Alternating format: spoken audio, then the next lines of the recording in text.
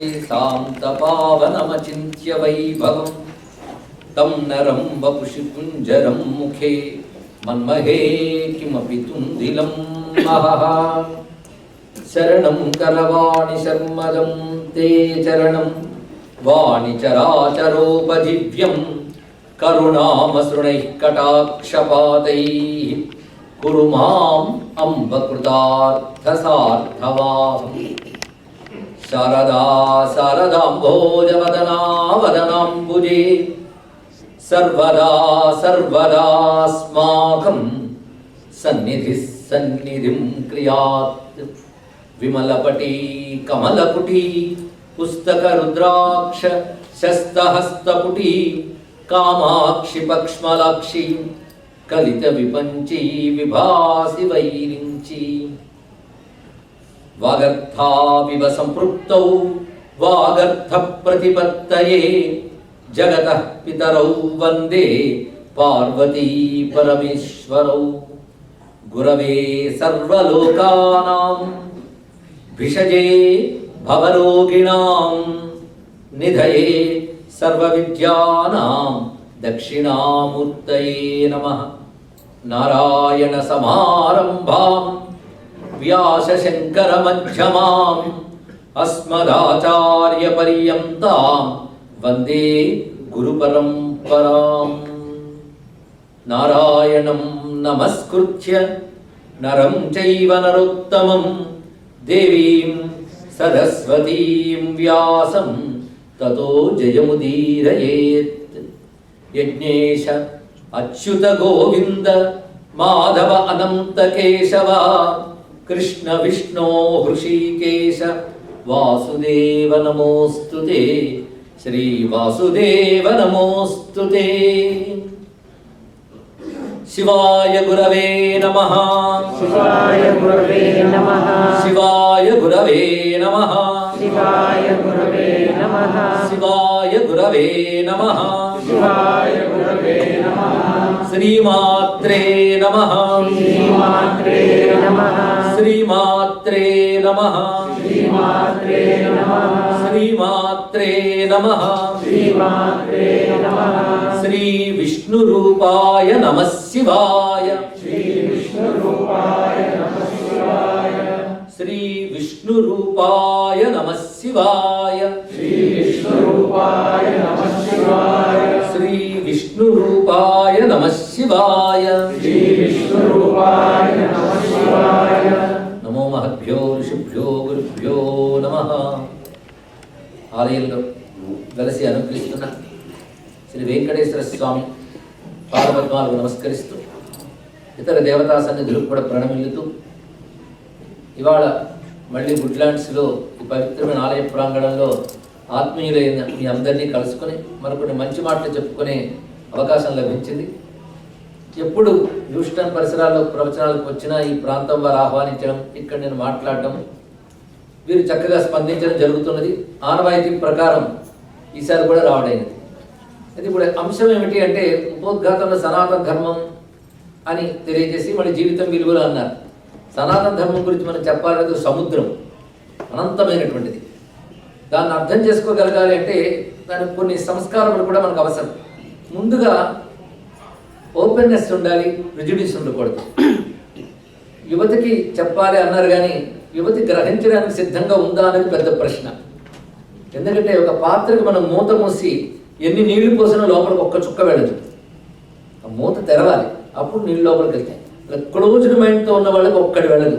Open mind ఉండాలి, వాటిని ఆహ్వానించగలగాలి. Receiving ఎండ్లో ఉంటే తప్పకుండా యువతకు కూడా మనం చెప్పవచ్చు. అంతేగాని అమ్మ రమ్మన్నదో నాన్న రమ్మన్నాడని వచ్చి ఉన్నది 2 గంటలు కూడా ముళ్ళ మీద కూర్చున్నట్టు ఉంటే వాళ్ళకి ఎక్కడ వెళ్తుందండి? ఎప్పుడైనా ఆకలి ఉన్నవాడికే అన్నం విలువ తెలుస్తుంది, కావాలనుకున్న వాడికే జ్ఞానం విలువ తెలుస్తుంది. అయినప్పటికీ కూడా మంచి మాటలు చెప్పినప్పుడు 100 మాటలు చెప్తే 1, 2 చెవులోకి వెళ్ళకపో, వాటి ప్రభావం దానికి ఉంటుంది. అయితే పెద్దలు శ్రద్ధాళువులు చాలామంది ఉన్నారు కనుక వారికి తెలియనివి కావు. అయితే ఇక్కడ గురుస్థానంలో కూర్చోబెట్టి మంచి మాటలు చెప్పుకుంటే దానికి విలువ ఉంటుంది. ఎందుకంటే ధనస్సు నుంచి ప్రయోగించినప్పుడే బాణానికి శక్తి ఉంటుంది. ఒట్టి బాణం విసిరితే రాదు ఇక్కడ. అది గురువు ద్వారా వాక్కు వచ్చినప్పుడే దానికి ప్రభావం ఉంటుంది. అలా మీరు గురుభావం పెట్టుకుని ఇక్కడ కూర్చోబెట్టారు కనుక నేను మా గురువులందరినీ ఒక్కసారి తలుచుకుంటున్నాను. మా గురువులు మీ గురువులు వేరే లేరు, అందరికీ ఒకరే గురువులు. వారిని ఒక్కసారి తలుచుకుందాం. నారాయణ సమారంభాం వ్యాస శంకర మధ్యమాం అస్మదాచార్య పర్యంతాం వందే గురు పరంపరాం. అందుకు గురు పరంపర అందరికీ మీరు నేను కూడా నమస్కారం చేసుకొని, ఇందాక అమ్మగారు చెప్పినట్టు గురు పూర్ణిమ సమీపంలో ఉన్నాం. ఆషాఢమే గురుమాసం. అందున పవిత్రమైన జగన్నాథ రథయాత్ర పర్వములు జరుగుతున్న కాలంలో మనం కూర్చున్నాం. ఇది ఒక విశేషమైన అంశం. అయితే ఇక్కడ జీవితం విలువలోనూ మనం టాపిక్ తీసుకున్నాం. జీవితం అంటే మీ అందరికీ తెలుసు కదా, అంటే కుర్రవాళ్ళని అడుగుతున్న లైఫ్. విలువలు అంటే వాల్యూస్, అంటే వాల్యూస్ ఆఫ్ లైఫ్ మనం చెప్పుకోబోతున్నది. అయితే వాల్యూస్ ఆఫ్ లైఫ్ అనే బదులు లైఫే చాలా వాల్యూబుల్ కనుక లైఫ్ ఈజ్ వాల్యూబుల్. జీవితం చాలా విలువైనది. ఈ విషయాన్ని మన ఋషులు జీవితాన్ని ఎలా చూశారో అని మనం పరిశీలించాలి. ఇక్కడ అసలు జీవితం అంటే ఏమిటి, లైఫ్ అంటే ఏమిటి? లైఫ్ అంటే ఒక బర్త్ అనే పాయింట్ నుంచి డెత్ అనే పాయింట్ మధ్యలో ఉన్నది మాత్రమే కాదు. మన సనాతన ధర్మంలో లైఫ్ అంటే ఇప్పుడు ఎన్ని పుట్టుకలు పుట్టేమో, మనం ఎన్ని రకాల జన్మలెత్తి ఈ జన్మ వచ్చిందో, అంటే అనేక జన్మల్లో మనం పుణ్యం పాపం రెండూ చేసి ఉంటాం. ఆ రెండింటి ఫలితాలు అనుభవించడానికి తర్వాత మరొక జన్మ వస్తుంది. ఇదొక లాజికల్ ఆన్సర్ అండి. కర్మ సిద్ధాంతం అనేది చక్కగా తార్కికమైనటువంటిది.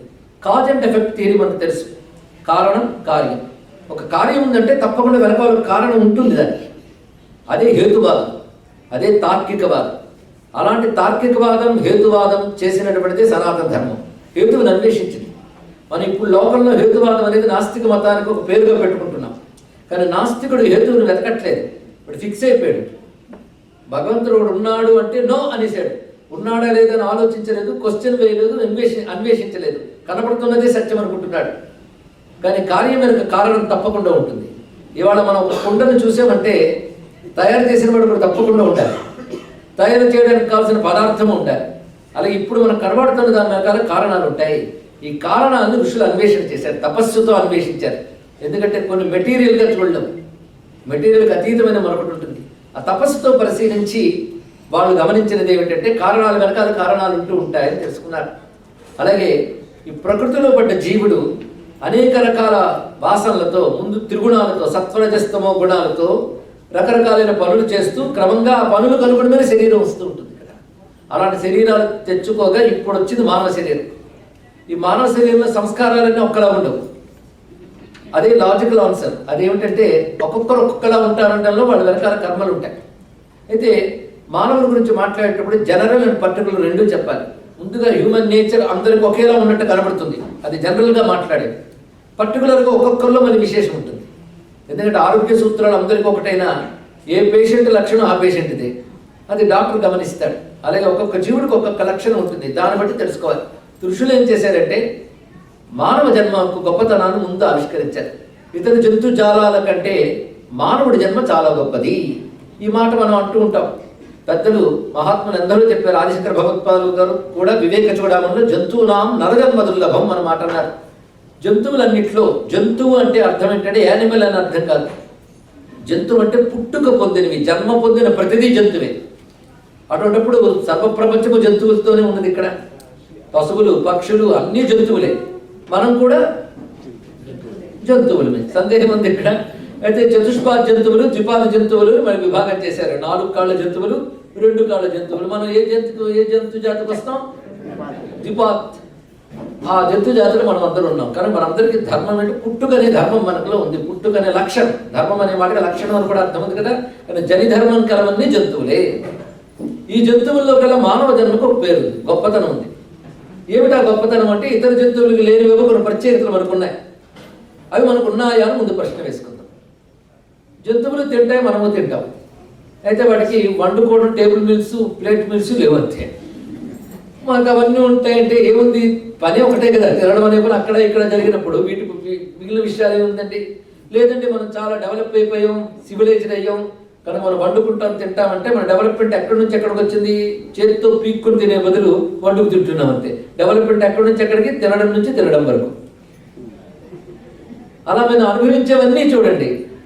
జంతువు నుంచి ఇక్కడికి వచ్చింది వేషాల్లో తేడాలే తప్ప పనుల్లో ఏమీ తేడాలు లేవు కదా. కనుక ఆహార నిద్ర భయమైథునాని సామాన్యమేతత్ పశుభిర్నరాణం జ్ఞానం హితేషో మధికో విశేష జ్ఞానేన హీన పశుభి సమానా అని నీతి చంద్రులోనే చెప్పారు ఇక్కడ. ఆహారము, నిద్ర, భయము, మైథునము సర్వజంతువులకి సామాన్యమే. ఒక్క మనిషికి ఒక ప్రత్యేకత ఉన్నది ఇక్కడ. మీరు సివిలైజేషన్ అని ఎన్ని పేర్లు చెప్పండి, డెవలప్మెంట్ అంటే material development is not fully development, అది నాట్ కంప్లీట్, ఇంకేదో ఉంది దీనికి. దాని గురించి మనుషులు ఆలోచన చేశారు ఇక్కడ. కనుకనే మానవుడు అంటే ఇంద్రియాలతో ఉన్నవాడే కాకుండా ఇంద్రియాల వెనకాల ఏదో ఒకటి ఉంది. ఎందుకంటే ఏ వ్యక్తి కూడా తనని ఫీల్ అవుతున్నప్పుడు, నేను ఇక్కడ పురాణాల వేని కోట్ చేయను, ముందు మన లాజిక్, మన భావనా శక్తి ఆలోచించండి. ఏ వ్యక్తి తన గురించి ఆలోచించినప్పుడు తన రక్తము, మాంసము, ఎముకలు గుర్తురావాలి. నేను నాకు ఫీల్ ఉంటుంది. ఆ ఫీల్ ఇంద్రియాల్లో ఉన్న ఇంద్రియాలతో అటాచ్ అయి ఉండదు, వేరేగా ఉంటుంది. ఇక్కడ ఆ నేను ఎవరు, ఇది ఆలోచన చేశారు. అది భారతీయ మహర్షి చెప్పి, ఆ ఏ జీవుడు అనేక జన్మల తొడుగులు మార్చుకుంటూ వస్తున్నాడు, ఈ తొడుగులో ఉన్నాడు వాడి కర్మ బట్టి ఈ తొడుగు వచ్చింది, కానీ ఈ తొడుగుకి అతీతంగానే వాడు ఉన్నాడు. వాడిని తెలుసుకునే ప్రయత్నం చేయాలి అని చెప్పారు ఇక్కడ. అయితే ఈ శరీరం మనకు లభించింది అంటే అనేక పుణ్యాల విశేషం చేత ఈ శరీరం లభించింది. అందుకే ఇతర జంతువుల కంటే మనుష్యుడికి మరొక పేరు పెట్టారు, మనుష్యుడు, మానవుడు. ఇలా మనిషికి ఇన్ని పేర్లు బహుశా ఇంకా ఏ వాంగ్మయంలో దొరకవేమో. మన సంస్కృత భాషలో వస్తువుకి బోల్డ్ పేర్లు ఉంటాయి. అన్ని పేర్లు కూడా వస్తువు స్వరూపాన్ని మనకు పూర్ణంగా చెప్పడం కోసం ఇన్ని పేర్లు పెట్టారు. ఇది అర్థం చేసుకోవాల్సింది. ఇప్పుడు మనకి మానవుడు అన్నాం, మనుష్యుడు అన్నాం. రెండు శబ్దాలకి మన అవబోధనైన ధాతు గురించి పదం పుట్టింది. అంటే ఆలోచన శక్తి కలవాడు, ఏ విషయమైనా గ్రహించగలడు అని మానవ శబ్దానికి అర్థం. ఇంకొక అర్థం పురుష అనే పదం ఉంటుంది. మానవ జాతికి అంతటికి పురుష పేరు, అందుకని మగవాడని అర్థం కాదు, పురుష శబ్దానికి అర్థం. మనుష్యుడు అంటాడు. డు అంటే ఇక్కడ మనం పుంలింగంలో చెప్పాం కనుక మగాళ్ళ గురించి చెప్పాను అర్థమా? మనుష్యుడు అంటే మొత్తం హ్యూమన్ రేస్కి సంబంధించిన పదం. అలాగే పురుష శబ్దం కూడా సర్వజీవులకి సంబంధించినదే. అంటే మానవ కౌటికే పురుష శబ్దం వాడాలి అందరిలోకి. ఎందుకు అనాలి అంటే పూర్వనందు ఉన్నవాడు అని కాకుండా పూర్ణత్వాత్ పురుష, ఇది పురుష శబ్దానికి అర్థం. పరిపూర్ణుడు అని అర్థం. అంటే నిజంగా మనం పరిపూర్ణులమా? ఇది కూడా పెద్ద ప్రశ్న వేయాలి. పరిపూర్ణం అంటే అర్థం ఏంటి? It's complete and perfect. దానికి పురుష అనాలి. కానీ పురుష అంటే ఎవడు పరిపూర్ణుడో వాడు పురుషుడు. నిజంగా మరి పరిపూర్ణులమా? నిజంగా పరిపూర్ణులమైతే పరమాత్మని పూర్ణమద పూర్ణమిదమని ఎందుకన్నాం అంటే అర్థం ఏంటంటే ఇతర జంతువుల కంటే పరిపూర్ణము, కంపారిటివ్గా పరిపూర్ణము. కానీ పూర్తిగా పరిపూర్ణులం కావు. ఇతర జంతువుల కంటే పరిపూర్ణులం ఎందుకంటే మన ఇంద్రియ వికాసం కూడా ఇతర జంతువుల కంటే ఎక్కువ. ముఖ్యంగా రెండు రకాలు విభాగం చేశారు. వెన్నుముక్క గల ప్రాణుల్ని రెండు రకాలు విభాగం చేశారు. వెన్నుముక ఉన్నవే జంతువులన్నింటిలో గొప్ప విట. ఎందుకంటే వెన్నుముకలో కుండలిని శక్తి జాగరణకు ఏదో అవకాశం ఉంటుంది. అందులో రెండు రకాల వెన్నుముక జంతువులు ఉన్నాయి. ఒకటి జంతువుల్లో అడ్డగా వెన్నుముకున్నవన్నీ మీరు గమనించండి. జంతువులే ఏదో కోతి కష్టపడి కూర్చున్నా దాని అసలు స్వరూపం నడిచేటప్పుడు తెలిసిపోతుంది. దానికి అడ్డంగా ఉంటుంది.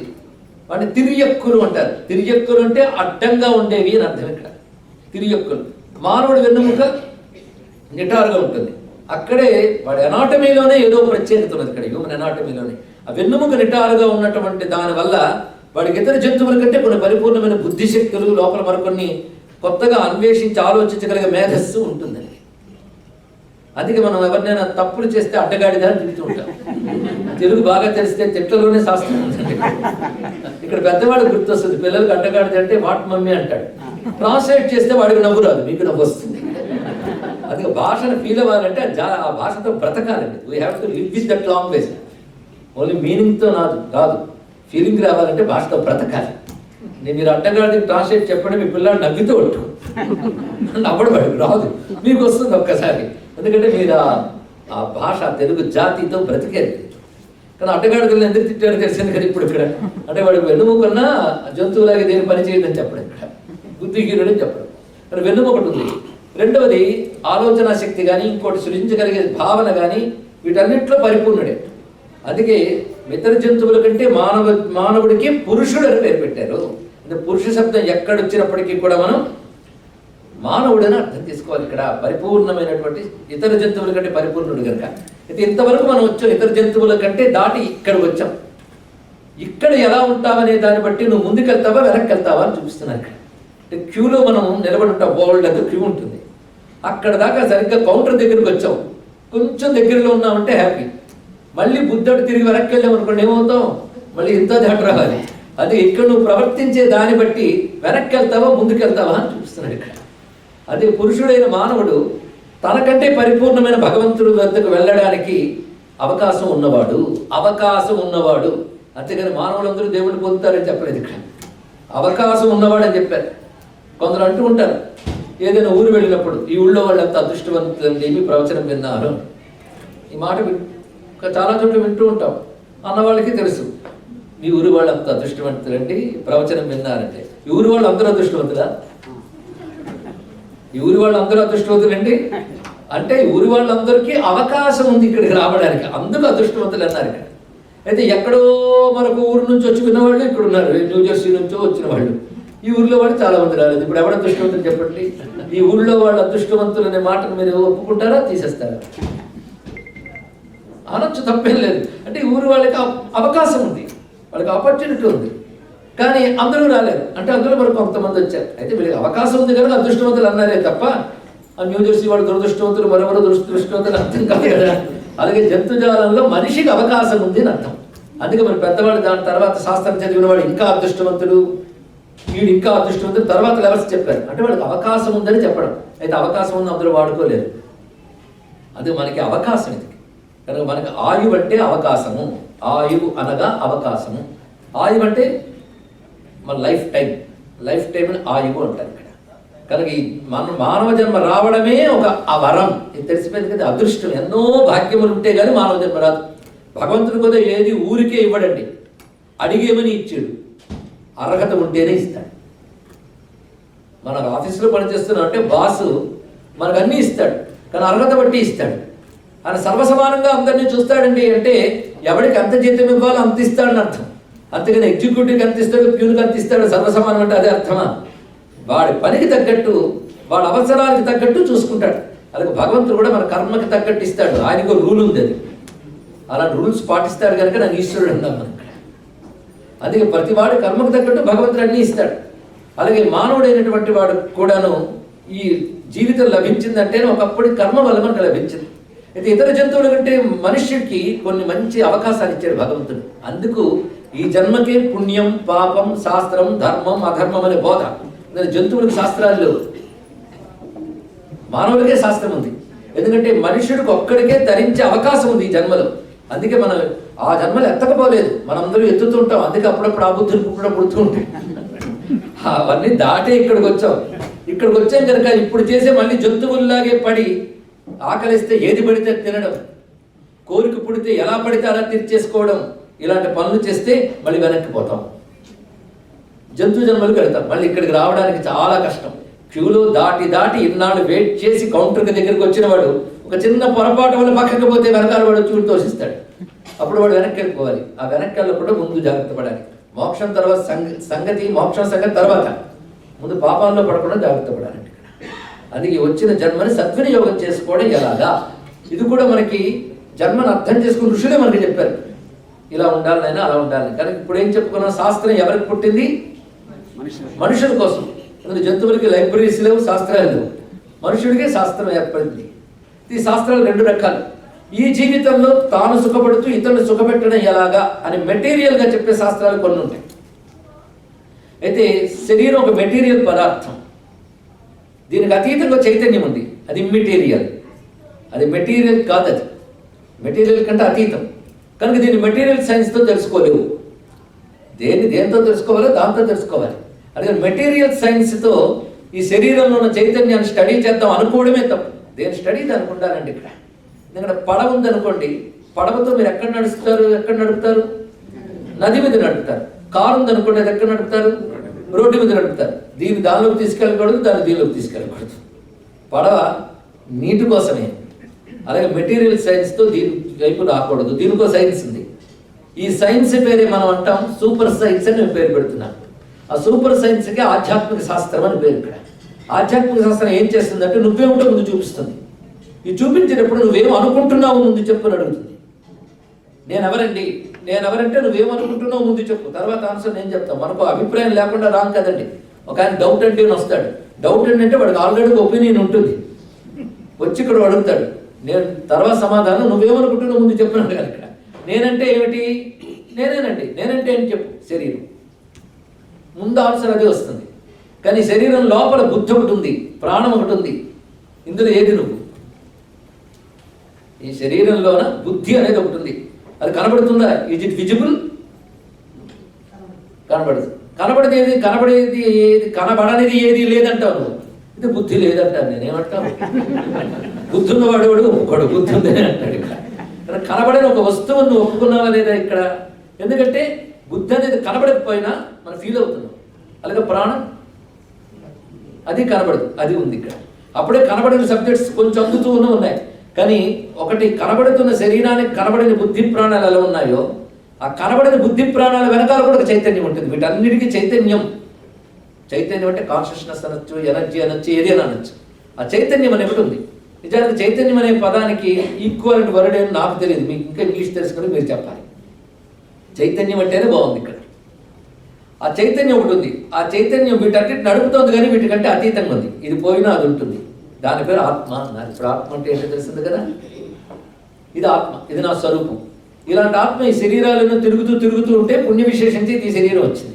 ఈ శరీరంకి ఇచ్చిన బుద్ధితో సరైన ప్రాక్టీస్ సాధనతో నీ అసలు స్వరూపం తెలుసుకునే ప్రయత్నం చేయాలి. అందుకు మానవ జన్మ వచ్చింది అంటారు మన ఋషులు. నువ్వు నీ జన్మకి పరమార్థం ఏదైనా పెట్టుకోవచ్చు, కానీ మానవ జన్మకి ఇది పర్పస్ అని మన ఋషులు తేల్చేశారు. కానీ ఈ శరీరం పొందిన తర్వాత ఎవడు తన అసలు స్వరూపం లోపల చైతన్యమే తాననే జ్ఞానం తెలుసుకోడో వాడు పుట్టిన ఒక అద్భుతమైన అవకాశాన్ని చేజార్చుకున్నవాడే అని చెప్తారు. అందుకే ఈ శరీరం వచ్చి కూడా ఎవడు ఆత్మజ్ఞానం కోసం ప్రయత్నించడో వాడికి ఉపనిషత్తు ఒక మాట, ఒక పేరు ఇచ్చింది. వాడు ఆత్మహత్య చేసుకున్నవాడు అన్నారు ఇక్కడ.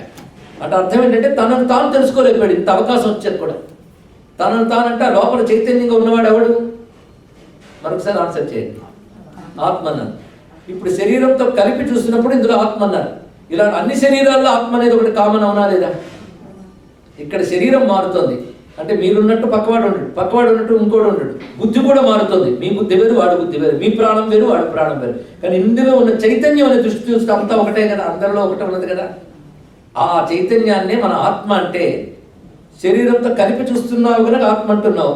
శరీరానికి అతీతంగా చూస్తే పరమాత్మ అంటావు అన్నాడు ఇక్కడ. అంతటా వ్యాపించితే పరమాత్మ, ఒక శరీరంలో పట్టి చూస్తే ఆత్మ. దీన్నే జీవాత్మ అని కూడా వ్యవహారం ఉంది. ఉదాహరణకి ఒక గాలి ఉన్న చోట మీరు కుండలు పెట్టండి, ఖాళీ కుండలు. ప్రతి కుండలో గాలి ఉంటుందా లేదా? ప్రతి కుండలో గాలి ఉంటుంది. ఇప్పుడు కుండలో గాలి ఒకటి, బయట గాలి ఒకటా? రెండున్నాయి గాలులు, రెండు లేవు కదా. అయినప్పటికీ నువ్వు కుండలో గాలి అన్నప్పుడు కుండని అనే ఉపాధి బట్టి కుండ గాలి అంటావు, చుట్టూ ఉన్న గాలి అంటావు. అలాగే శరీరంలో గాలి, శరీరంలో ఆత్మ, చుట్టూ అందరిలో ఆత్మ. అందరిలో ఉన్నటువంటి ఆత్మని మనవారు పరమాత్మ, భగవంతుడు అన్నారు ఇక్కడ. నీ శరీరాన్ని ఆత్మ కంట్రోల్ చేస్తుంది, సర్వ ప్రపంచాన్ని పరమాత్మ కంట్రోల్ చేస్తున్నాడు. కానీ పరమాత్మ ఆత్మ రెండున్నాయా? మళ్ళీ అడుగుతున్నా, లేవా? కుండున్నంతసేపు కుండలో గాలి బయటకు ఉంది కదా. కనుక నువ్వు ఉపాధితో చూస్తే నేను జీవుణ్ణే. ప్రతి వాడికి కూడా శరీరం తాదాత్మ్యం అలవాటైపోతుంది. ఈ శరీరం నేననే భావం నేను ఇప్పుడు ఉపన్యాసంతో పోదు. వేల ఉపన్యాసాలు ఉపనిషత్తులు కోట్ చేసినా పోదు. అది వింటే పోదండి, సాధన వల్ల తెలుసుకోవాలి అసలు లక్షణాన్ని ఇక్కడ. అదే మనం ఏ శరీరంలో దూరితే ఆ శరీరం నేను అనుకుంటాం. దీనికి సంబంధించి ఒక కథ చెప్తాను. ఒక జ్యోతిష్ శాస్త్రవేత్త ఉన్నట్ట. వాడికి అందరి జాతకాలు చెప్పగలడు. తన జాతకం చూసుకున్నాడు ఒకసారి. వాడు ఎప్పుడు పోతాడో తెలిసిపోయింది వాడికి. ముహూర్తం తెలిసిపోయింది, ఫలానా సంవత్సరంలో ఫలానా రోజులు పోతానని. ఇంకా వాడికి జాతక శాస్త్రం ఎంత డెవలప్ అయిపోయిందంటే తర్వాత జన్మ ఏంటో కూడా అని తెలిసిపోయింది. ఆ తర్వాత జన్మ తెలిసాక అసహ్యం వేసింది. కొడుకుని దగ్గరికి పిలిచాడు. నాయనా నేను వచ్చే సంవత్సరం ఫలానా రోజులు పోతాను అన్నాడు. ఇంకా సంవత్సరం అన్నాడు వాడు, వేరే విషయం. సరే వచ్చే సంవత్సరం ఫలానా డేట్ నేను పోతాను అనగానే ఆ కొడుకు అవునన్నా, అయ్యో పాపం నన్ను ఏం చేయమంటాను అడిగాడు. పోయాక నేను ఎలాగో చెప్పలే, నేను చేయలేదు, నువ్వే చేసుకో. కానీ తర్వాత కొన్ని నెలల తర్వాత నేను మళ్ళీ పుడతాను. ఎక్కడో తెలుసా, చెప్పడానికి అసహ్యం ఉంది. ఫలానా ఊళ్ళో ఫలానా కాలువ దగ్గర ఒక పంది 10 పిల్లల్ని కడుతుంది, అందులో ఒకడిని నేను అని. పంది జన్మ చాలా అసహ్యం. అందుకే ఆ జన్మ అంటే నాకు తలుచుకుంటే అసహ్యం ఉంది. నేను పుట్టిన వెంటనే నువ్వేం చేస్తావంటే అందులో నన్ను పోల్చుకోవడం చాలా ఈజీ. చారల పందిగా పుడతాను అని, గీతలు గీసిన పందిలా పుడతాను. నన్ను వెంటనే చంపే, జన్మంతే చాలా అసహ్యం ఉందండి. నేను మహాపితృభక్తుడు. అందుకే తండ్రి పోయిన వెంటనే ఎప్పుడు పుడతాడని చూశాడు. కత్తి పట్టుకుని రెడీగా ఉన్నాడు. పుట్టాడు. పుట్టగానే పట్టుకున్నాడు చంపిద్దామని. కుయ్యో మొర్రో నడిచి వీడికి అర్థమయ్యే భాషలో చెప్పెట్ట. ఏమని? నన్ను చంపకన్నాడు. నువ్వు చంపమని చెప్పావు కదా అంటే, ఆ జన్మలో ఉంటే ఈ జన్మ అసహ్యం అనిపించింది, కానీ ఈ జన్మ వస్తే ఇదే బాగుంది అనిపించింది. ఇది కూడా హాస్యంగా చెప్పిన మనం ఎందులోకి వస్తాం అదే నేను అనుకుంటామండి. అది వదలదు. అది టాప్ టు బాటమ్ నేనన్న భావం అలా ఉంటుంటుంది. కనుక మనలో ఆత్మ ఒకటి ఉంది, ఇవన్నీ చెప్తే బాగుంటాయి కానీ ఫీల్ రాదు. నేనంటే శరీరమే. దీన్ని మన వాళ్ళు దేహాత్మ భ్రాంతి అన్నారు. దేహాత్మ భ్రాంతి, దేహం నేననే భావం.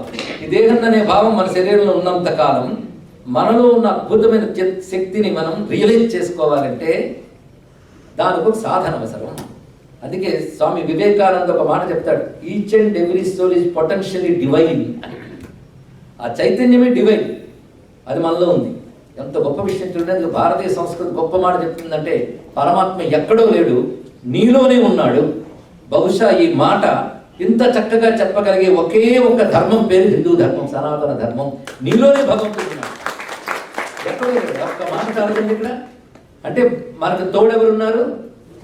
ఆ లోపల పరమాత్మ చైతన్య రూపుడైన వాడు ఉన్నాడు. ఆయన వల్ల నీ బుద్ధి పనిచేస్తుంది, ఆయన వల్ల నీ ఇంద్రియాలు పనిచేస్తున్నాయి. అందుకే భగవంతుడి అడ్రస్ ఎక్కడ? హృదయంలో. పిల్లలకి రీచ్ అవ్వాలి.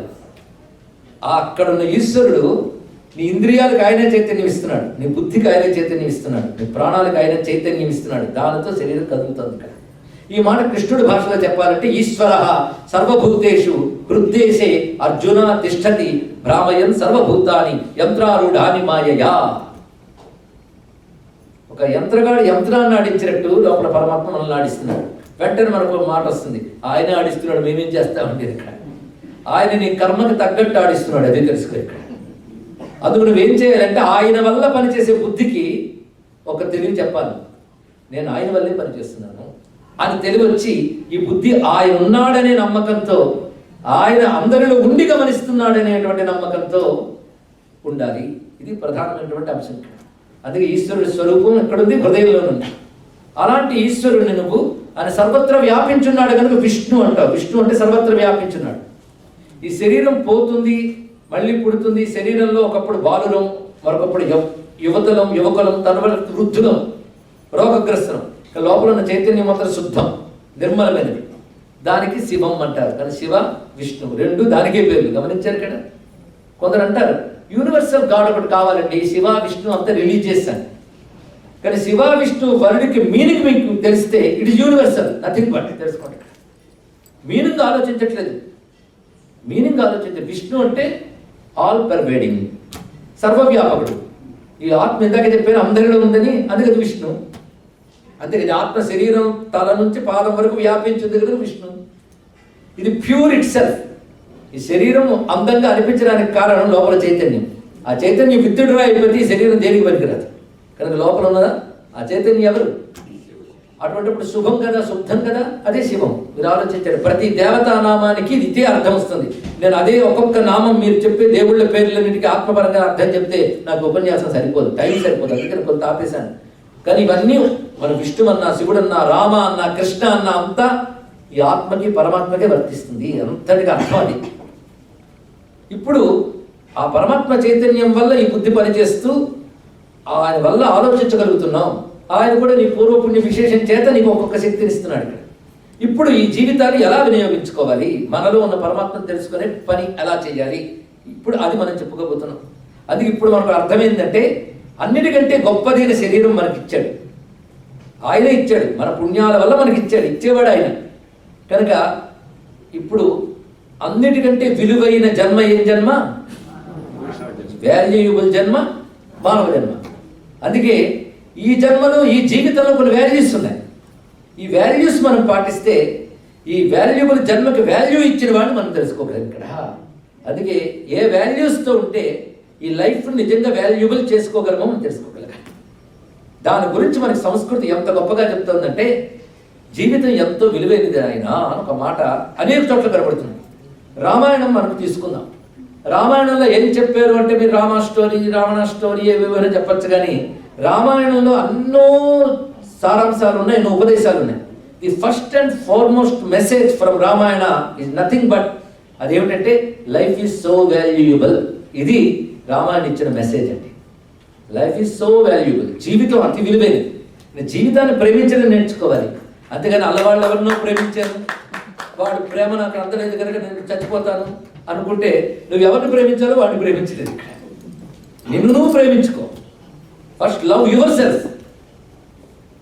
నిన్ను ప్రేమించుకో, నీ జీవితాన్ని ప్రేమించుకో, ఆ తర్వాత ప్రపంచం. హనుమాచార్య ఒక మాట అంటాడు, ముందు తాకలిగితే 3 లోకములు అన్నాడు. ముందు నువ్వంటూ ఉంటేనే 3 లోకాలు, తర్వాతే ముందు నువ్వు, తర్వాత లోకం. కానీ చుట్టూ ప్రపంచం కాదు, నువ్వే ఒక ప్రపంచం. నీ గురించి నువ్వు చూసుకో, నువ్వుంటేనే అన్ని. ఇక మిగిలిన ఈ ప్రేమలు అంటారా, ఈ మూడ్స్ ఒకసారి ఒకలా ఉంటుంది, ఒకసారి ఉంటుంది. మనకే తెలుసు మన మనస్సు నిన్నున్నట్టు ఇవాళ లేదు, ఇవాళ ఉంటే రేపు ఉంటుంది. అది మనస్సుని ఎప్పుడు నమ్మకండో, అది పరమ దుర్మార్గం. కోతి వంటి మనసు కుదురెరు కదా అంటారు. అందుకే మా త్యాగరాజ స్వామి కూడా మానస వనచర వన సంచారము నిలిపి మూర్తి బాగుగా పొడగనే వారు ఎందరో మహానుభావులు అన్నాడు. ఈ మనసు కుదురుగా ఉండదు, కుదురుగా ఉండదు. కొంతమంది ధ్యానం చేస్తామని రెడీ ఉంటారు, వెంటనే ఫోటో తీరా అంటాడు. ఎందుకంటే వాళ్ళందరికీ వాట్సాప్లో పంపాలి, ఫేస్బుక్లో పెట్టాలి. ధ్యాన భంగిమలో ఫలానా వారు, అది కింద క్యాప్షన్. ఈ మధ్య మా రాజకీయ నాయకులు కూడా ధ్యాన భంగంలో ఫోటోలు పెడుతుంటారు ఫ్లెక్సీ. అంటే లోపల ఏం ధ్యానిస్తున్నాడు ఈశ్వరుడు కనుక పోజు కుదిరింది ఇక్కడ. కనుక ధ్యానం అంటే వాడు కూర్చున్నాడు కానీ మనసు కూర్చోదు, తెగ పరిగెడుతుంది. అది ఏదో పని చేసుకుంటూ తిరిగాడు అనుకోండి, అంత పరిగెట్టదు మనసు, ఆ పని మీదే ఉంటుంది. ధ్యానానికి కూర్చుంటేనే ఎక్కడ లేని ఆలోచనలు వస్తాయి. అవునా లేదు ఇక్కడ? అదే మనసును నమ్మకండి. మనస్సు కూడా పార్ట్ ఆఫ్ బాడీ, తెలుసా నీకు? మనసు ఒక బాడీవే, కానీ బాడీ లాగా అది మెటీరియల్గా కనబడదు, కానీ అది ఒక మెటీరియల్. అది ఆ మనస్సుకు కూడా వెనకాల ఉంది ఆ చైతన్యం, వాడిని చూసుకుని పని చేయాలి. అది ఇప్పుడు మాకు ఏం తెలిసిందంటే, నిన్ను ప్రేమించు, నీ జీవితాన్ని ప్రేమించు. ఈ ఘట్టం ఎక్కడ కనబడుతుందంటే, హనుమత్ స్వామి తెలుసుగా, ఆంజనేయ స్వామి వారు. ఆంజనేయ స్వామి వారు సీతమ్మని అన్వేషించడానికి వెళ్ళారు. ఆ వెళ్ళి చిట్ట చివరికి సీతమ్మని చూశారు, చెట్టు కొమ్మని చూశారు. కానీ ఇప్పుడు ఆవిడ ముందు వెళ్ళడానికి ఇది టైం కాదు, అందుకే జాగ్రత్తగా గమనిస్తున్నాడు, ఏ టైం చూసి ముందుకు వెళదామా అని. ఎందుకంటే మనకి ఎన్ని శక్తి, ఎంత శక్తి ఉన్నా, ఎన్ని సమర్థతలు ఉన్నా సమయం చూసి పని చేయాలి. అది ఆంజనేయ స్వామి నేర్పారు అక్కడ. మహాశక్తివంతుడు, కానీ అది టైం కాదు. చుట్టూ రాక్షసుల మధ్యలో సీతమ్మ ఉంది. ఈ లోపల రావణాసురుడు వచ్చాడు. వచ్చి సీతమ్మ దగ్గర కారు కూతురు కూశాడు. సీతమ్మ గట్టిగా సమాధానం చెప్పింది వాడికి. మధ్యలో గడ్డి పరకు అడ్డు పెట్టుకుని రావణాసురుడు గట్టి మందలింపించింది. బుద్ధి తెచ్చుకుని ఇప్పటికైనా నన్ను రాముడికి అప్పగించావా, బ్రతికి బట్ట కడతాం. అప్పగించలేదనుకో ప్రాణాలు పోతాయి, జాగ్రత్త. అదే బాబు నన్ను తీసుకెళ్ళి అప్పగించేవా, ఏమనుకోకే బతిమలాడలేదు ఆవిడ. ఎంత ధీరంగా చెప్పిందో. ఆ నమ్మకం ఎవరి మీద? చూశారు ఇక్కడ. చుట్టూ కష్టం ఉన్నా, బెదిరిస్తున్న వాడున్నా, తన స్వామి మీద తనకున్న నమ్మకం ఆమెను కూర్చోబెట్టింది అక్కడ. కనుకనే చుట్టూ కష్టమైన పరిస్థితులు ఉన్నప్పటికీ కూడా మనం నమ్మవలసింది ఎవరిని? రాముణ్ణి, భగవంతుడిని. అది ఆ పని చేసింది ఆవిడ. అయితే మొత్తానికి రావణాసురుడు మహాపాపగించుకున్నాడు, ఊగిపోయాడు. చిత్రం ఏంటంటే ఆయన అంత ఊగిపోయాడు కానీ లోపల వాడికి భయం పుట్టిందండి. ఇక్కడ సీతమ్మ ధైర్యంగా కూర్చుందిట. ఆవిడకి అంత ధైర్యం ఎక్కడి నుంచి వచ్చిందా అంటే, మా వాల్మీకి ఒకటే మాట్లాడతాడు, వృత్త సౌందర్య గర్విత. తనదైన రాజ్యంలో, తన రాక్షసుల మధ్యలో, తనదైన ఎంపైర్లో రావణాసుడికి భయం వేసింది. కానీ తనది కాని రాజ్యంలో, తనది కాని చోట శత్రువుల మధ్యలో కూర్చున్న సీతమ్మ ధైర్యం ఉందిట. ఎక్కడి నుంచి వచ్చింది ధైర్యం అంటే, ఆమె క్యారెక్టర్ ఆమెను ధైర్యం ఇచ్చింది అని ఇక్కడ గొప్ప విషయం. లైఫ్లో వాల్యూ ఏంటి? వాల్యూయబుల్ లైఫ్లో the valuable thing is nothing but character. Character ఉంటుంది. ఆ క్యారెక్టర్ పేరు ధర్మం. ఏమి, ఇంతవరకు రాముడు రాలేదు, 10 నెలలు అయిపోయింది, హోప్ లేదు. ఈ రావణాసుడు మంచి ఆఫర్ ఇచ్చాడు, మంచి సామ్రాజ్యం ఇస్తాడు, పట్టమేషుడు కూడా చేస్తానన్నాడు. ఇక్కడ పైగా నా రాణులందరూ వచ్చి నీ గూడిగా చేస్తానన్నాడు, నా 10 తలను నీ పాదాల దగ్గర పెడతానన్నాడు. ఇదేదో బాగుంది, నన్ను ఎవరు తప్పు పడతారు, ఎలాగూ 10 నెలలు అయిపోయింది, ఆయన రాలేదు అంటే ఈ మాట ఊహించడానికి కూడా అసహ్యమే. కానీ ఆ తల్లి అలా నిలబడింది చూసారు ఇక్కడ. అది వాల్యూ. అంటే ఒక లైఫ్లో ఒక వాల్యూని పట్టుకుంటే అది మనకు ధైర్యాన్ని ఇస్తుంది. ఆ వాల్యూస్ మనం నేర్చుకోగలగాలి. ఆ వాల్యూ పట్ల కమిట్మెంట్ ఉండాలి. ఆ కమిట్మెంట్తో ఆవిడ కూర్చోగలిగింది ఇక్కడ. అప్పుడు ఆవిడ మాటకి రావణాసుడు భయపడ్డాడు. కనుకనే మన చుట్టూ ఎన్ని ప్రతికూల పరిస్థితులు ఉన్నప్పటికీ కూడా, బాధ పెట్టే సంఘటనలు ఉన్నప్పటికీ కూడా, మనం ఏ ధర్మాన్ని పట్టుకున్నామో ఆ ధర్మం మనల్ని రక్షిస్తుంది. ఇది ధర్మం రక్షిత రక్షిత అనే మాటకి ఇది అర్థం. అదే ధర్మం రక్షిత రక్షిత అని బోర్డు పెడితే రక్షణ లేదు. ధర్మం ఆచరించు. ఆవిడ ధర్మాన్ని కట్టుబడింది. అంటే కష్టం వచ్చినా ధర్మాన్ని కోల్పోలేదు. మరి హోప్ ఏంటి? ఇవాళ నాకు కష్టం అనిపించినా, సుఖం దగ్గరలో కనిపించకపోయినా ధర్మం నన్ను ఎప్పటికైనా కాపాడుతుంది అనేటువంటి ధైర్యం ఉంటుంది ఇక్కడ. అది ధైర్యం. ఎందుకంటే ఎన్ని కష్టాలు వచ్చినా మనం పోగొట్టుకోకుండా ఉండవలసిన దేన్ని? ధైర్యాన్ని. ఇప్పటికిప్పుడు ఎన్ని చెప్పాను చూడండి. ఇక్కడ ధైర్యం ఉండాలి, విశ్వాసం ఉండాలి, మూడవది ధర్మం ఉండాలి. ఈ 3 వాల్యూస్ ఇప్పటికి ఇలా మొత్తం ప్రవచనం అయ్యే లోపల ఎన్ని వాల్యూస్ వస్తాయో చూడండి. ఇక్కడ ముందు ధైర్యం, అది ఎప్పుడు కోల్పోకూడదు. ఎంత కష్టకాలం వచ్చినప్పటికీ కూడా ధైర్యాన్ని కోల్పోకూడదు. ఎందుకంటే తర్వాత అమ్మే చెప్తున్న సమాధానం నేను చెప్పను. రెండవది ధర్మం. ధర్మం అంటే క్యారెక్టర్తో మిక్స్ అయ్యి ధర్మం, క్యారెక్టర్ని కాపాడుకోవడం, అది రెండవది. మూడవది విశ్వాసం. ఎవరి మీద విశ్వాసం? తన ధర్మం మీద విశ్వాసం, స్వామి మీద విశ్వాసం, రాముడి మీద విశ్వాసం, తన రాముడి మీద విశ్వాసం. రాముడు సర్వసమర్థుడు, ఆయన చేతకాక కాదు. మరి 10 నెలలు ఎందుకు ఆలస్యం చేశాడు? ఎందుకు చేశాడు నాకు తెలియదు, కానీ ఎప్పటికైనా అనుగ్రహిస్తాడంతే. ఆ కాన్ఫిడెన్స్ ఆడుకున్నాడు ఇక్కడ భగవంతుడిపై. మీరు కాన్ఫిడెన్స్ అంటారు, ఫెయిత్ అంటారు, అది కట్టుకోండి. 3 ఉన్నాయి ఆయనడు. అంటే mere faith is not enough, మిగిలిన 2 కూడా ఉండాలి ఇక్కడ. ఆ 3తో ఆవిడ కూర్చుంది. ఇదంతా చూస్తున్నాడు ఎవడు? హనుమంత స్వామి అంతా అబ్జర్వ్ చేస్తున్నాడు. చుట్టూ రాక్షసులు ఉన్నారు, వీళ్ళు అబ్జర్వ్ చేయలేదు. కనుక ఒక గొప్పతనాన్ని అబ్జర్వ్ చేయాలన్నా ఒక గొప్ప బుద్ధి ఉండాలండి ఇక్కడ. చుట్టూ రాక్షసులు ఉన్నారు కానీ వారెవరికి సీతమ్మ అర్థమే కాలే. తర్వాత రావణాసుడు ఊగిపోయాడు. నీకు 2 నెలలు నేను గడువిస్తున్నా, ఈ 2 నెలల్లో నా మాట విని వచ్చావా ఓకే, లేకపోతే ఈ రాక్షస స్త్రీలను చంపి వండుకు తింటారు సుమా అని వెళ్ళిపోయాడు వాడు. ఇది ఆ పైన విన్నాడు ఆయన. విన్న తర్వాత ఎంత జాగ్రత్తగా హ్యాండిల్ చేశాడు మీ అందరికీ తెలుసు. మొట్టమొదటి ఆయన చేసిన పని ఏమిటంటే, ఒకసారి దుమికాడు అనుకోండి పైనుంచి, ఈ రాక్షస స్త్రీ నుంచి గోలు పెడతారు. అసలు పనికి ఆటంకం. అందుకు పైనుంచి నెమ్మదిగా రామకథ వినిపించాడు. ఎంత ప్లాన్ చేసుకున్నాడో స్వామి, హనుమంత స్వామి రామకథ వినిపించాడు. ఎందుకంటే సీతమ్మకి లంకలో రామకథ చెప్పేవాడు ఎవడు ఉండడు. లంకలోకి వచ్చి రాముడు కథ ఎవడని చెప్తాడండి. అది ముందు చెప్పగానే ఎవరు వచ్చారా అని నమ్మకం కలుగుతుంది.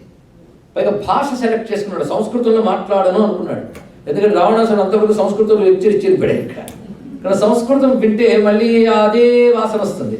అందుకే ఏ భాష మాట్లాడాడంటే, లంకలో వాళ్ళు మాట్లాడే, మన అయోధ్యలో వాళ్ళు మాట్లాడే మైథిలి ప్రాకృతం అనే లాంగ్వేజ్ ఎంచుకున్నాడు. అంటే అప్పటికే ఇండియాలో ఎన్ని లాంగ్వేజెస్ ఉండేవో తెలుసుకోండి. ఇక్కడ అయోధ్యలో మైథిలి ప్రాకృతం. మైథిలి అంటే మిథిలా నగరం ఒక నగరం. ఆ నగరం ఎవరిదో తెలుసా? సీతమ్మ వాడు పుట్టిల్లండి. అక్కడ మాట్లాడే లోకల్ లాంగ్వేజ్ మైథిలి ప్రాకృతం. అయోధ్యలో మాట్లాడే మైథిలి ప్రాకృతం. ఎంత బాగా సెలెక్ట్ చేసుకున్నాడు అంటే తమిళనాడులో తెలుగు భాషలే, అయోధ్యలో ఆ భాష. అంటే సెలెక్ట్ చేసుకోవాలన్నా ఎన్ని లాంగ్వేజ్ రావాలో మా హనుమంత స్వామికి అనొచ్చు. ఏదో ఒకే భాష వచ్చి అనుకోండి, దానిలోనే చెప్పాలి. అలాగే ఏం చేస్తాం? ఆయన లాంగ్వేజ్ సెలెక్ట్ చేసుకున్నాడు. చూడండి ఇక్కడ మైథిలి ప్రాకృతం, అయోధ్యలో మాట్లాడేది. అంటే అమ్మవారికి ఒక్కసారి పుట్టిల్లు అత్తెల్లు గుర్తుకొచ్చేటట్లు లాంగ్వేజ్ సెలెక్ట్ చేసుకున్నాడు. ఏం మహానుభావుడు, అందుకే ఆంజనేయుడు అంటే గొప్పవాడు అన్నారు.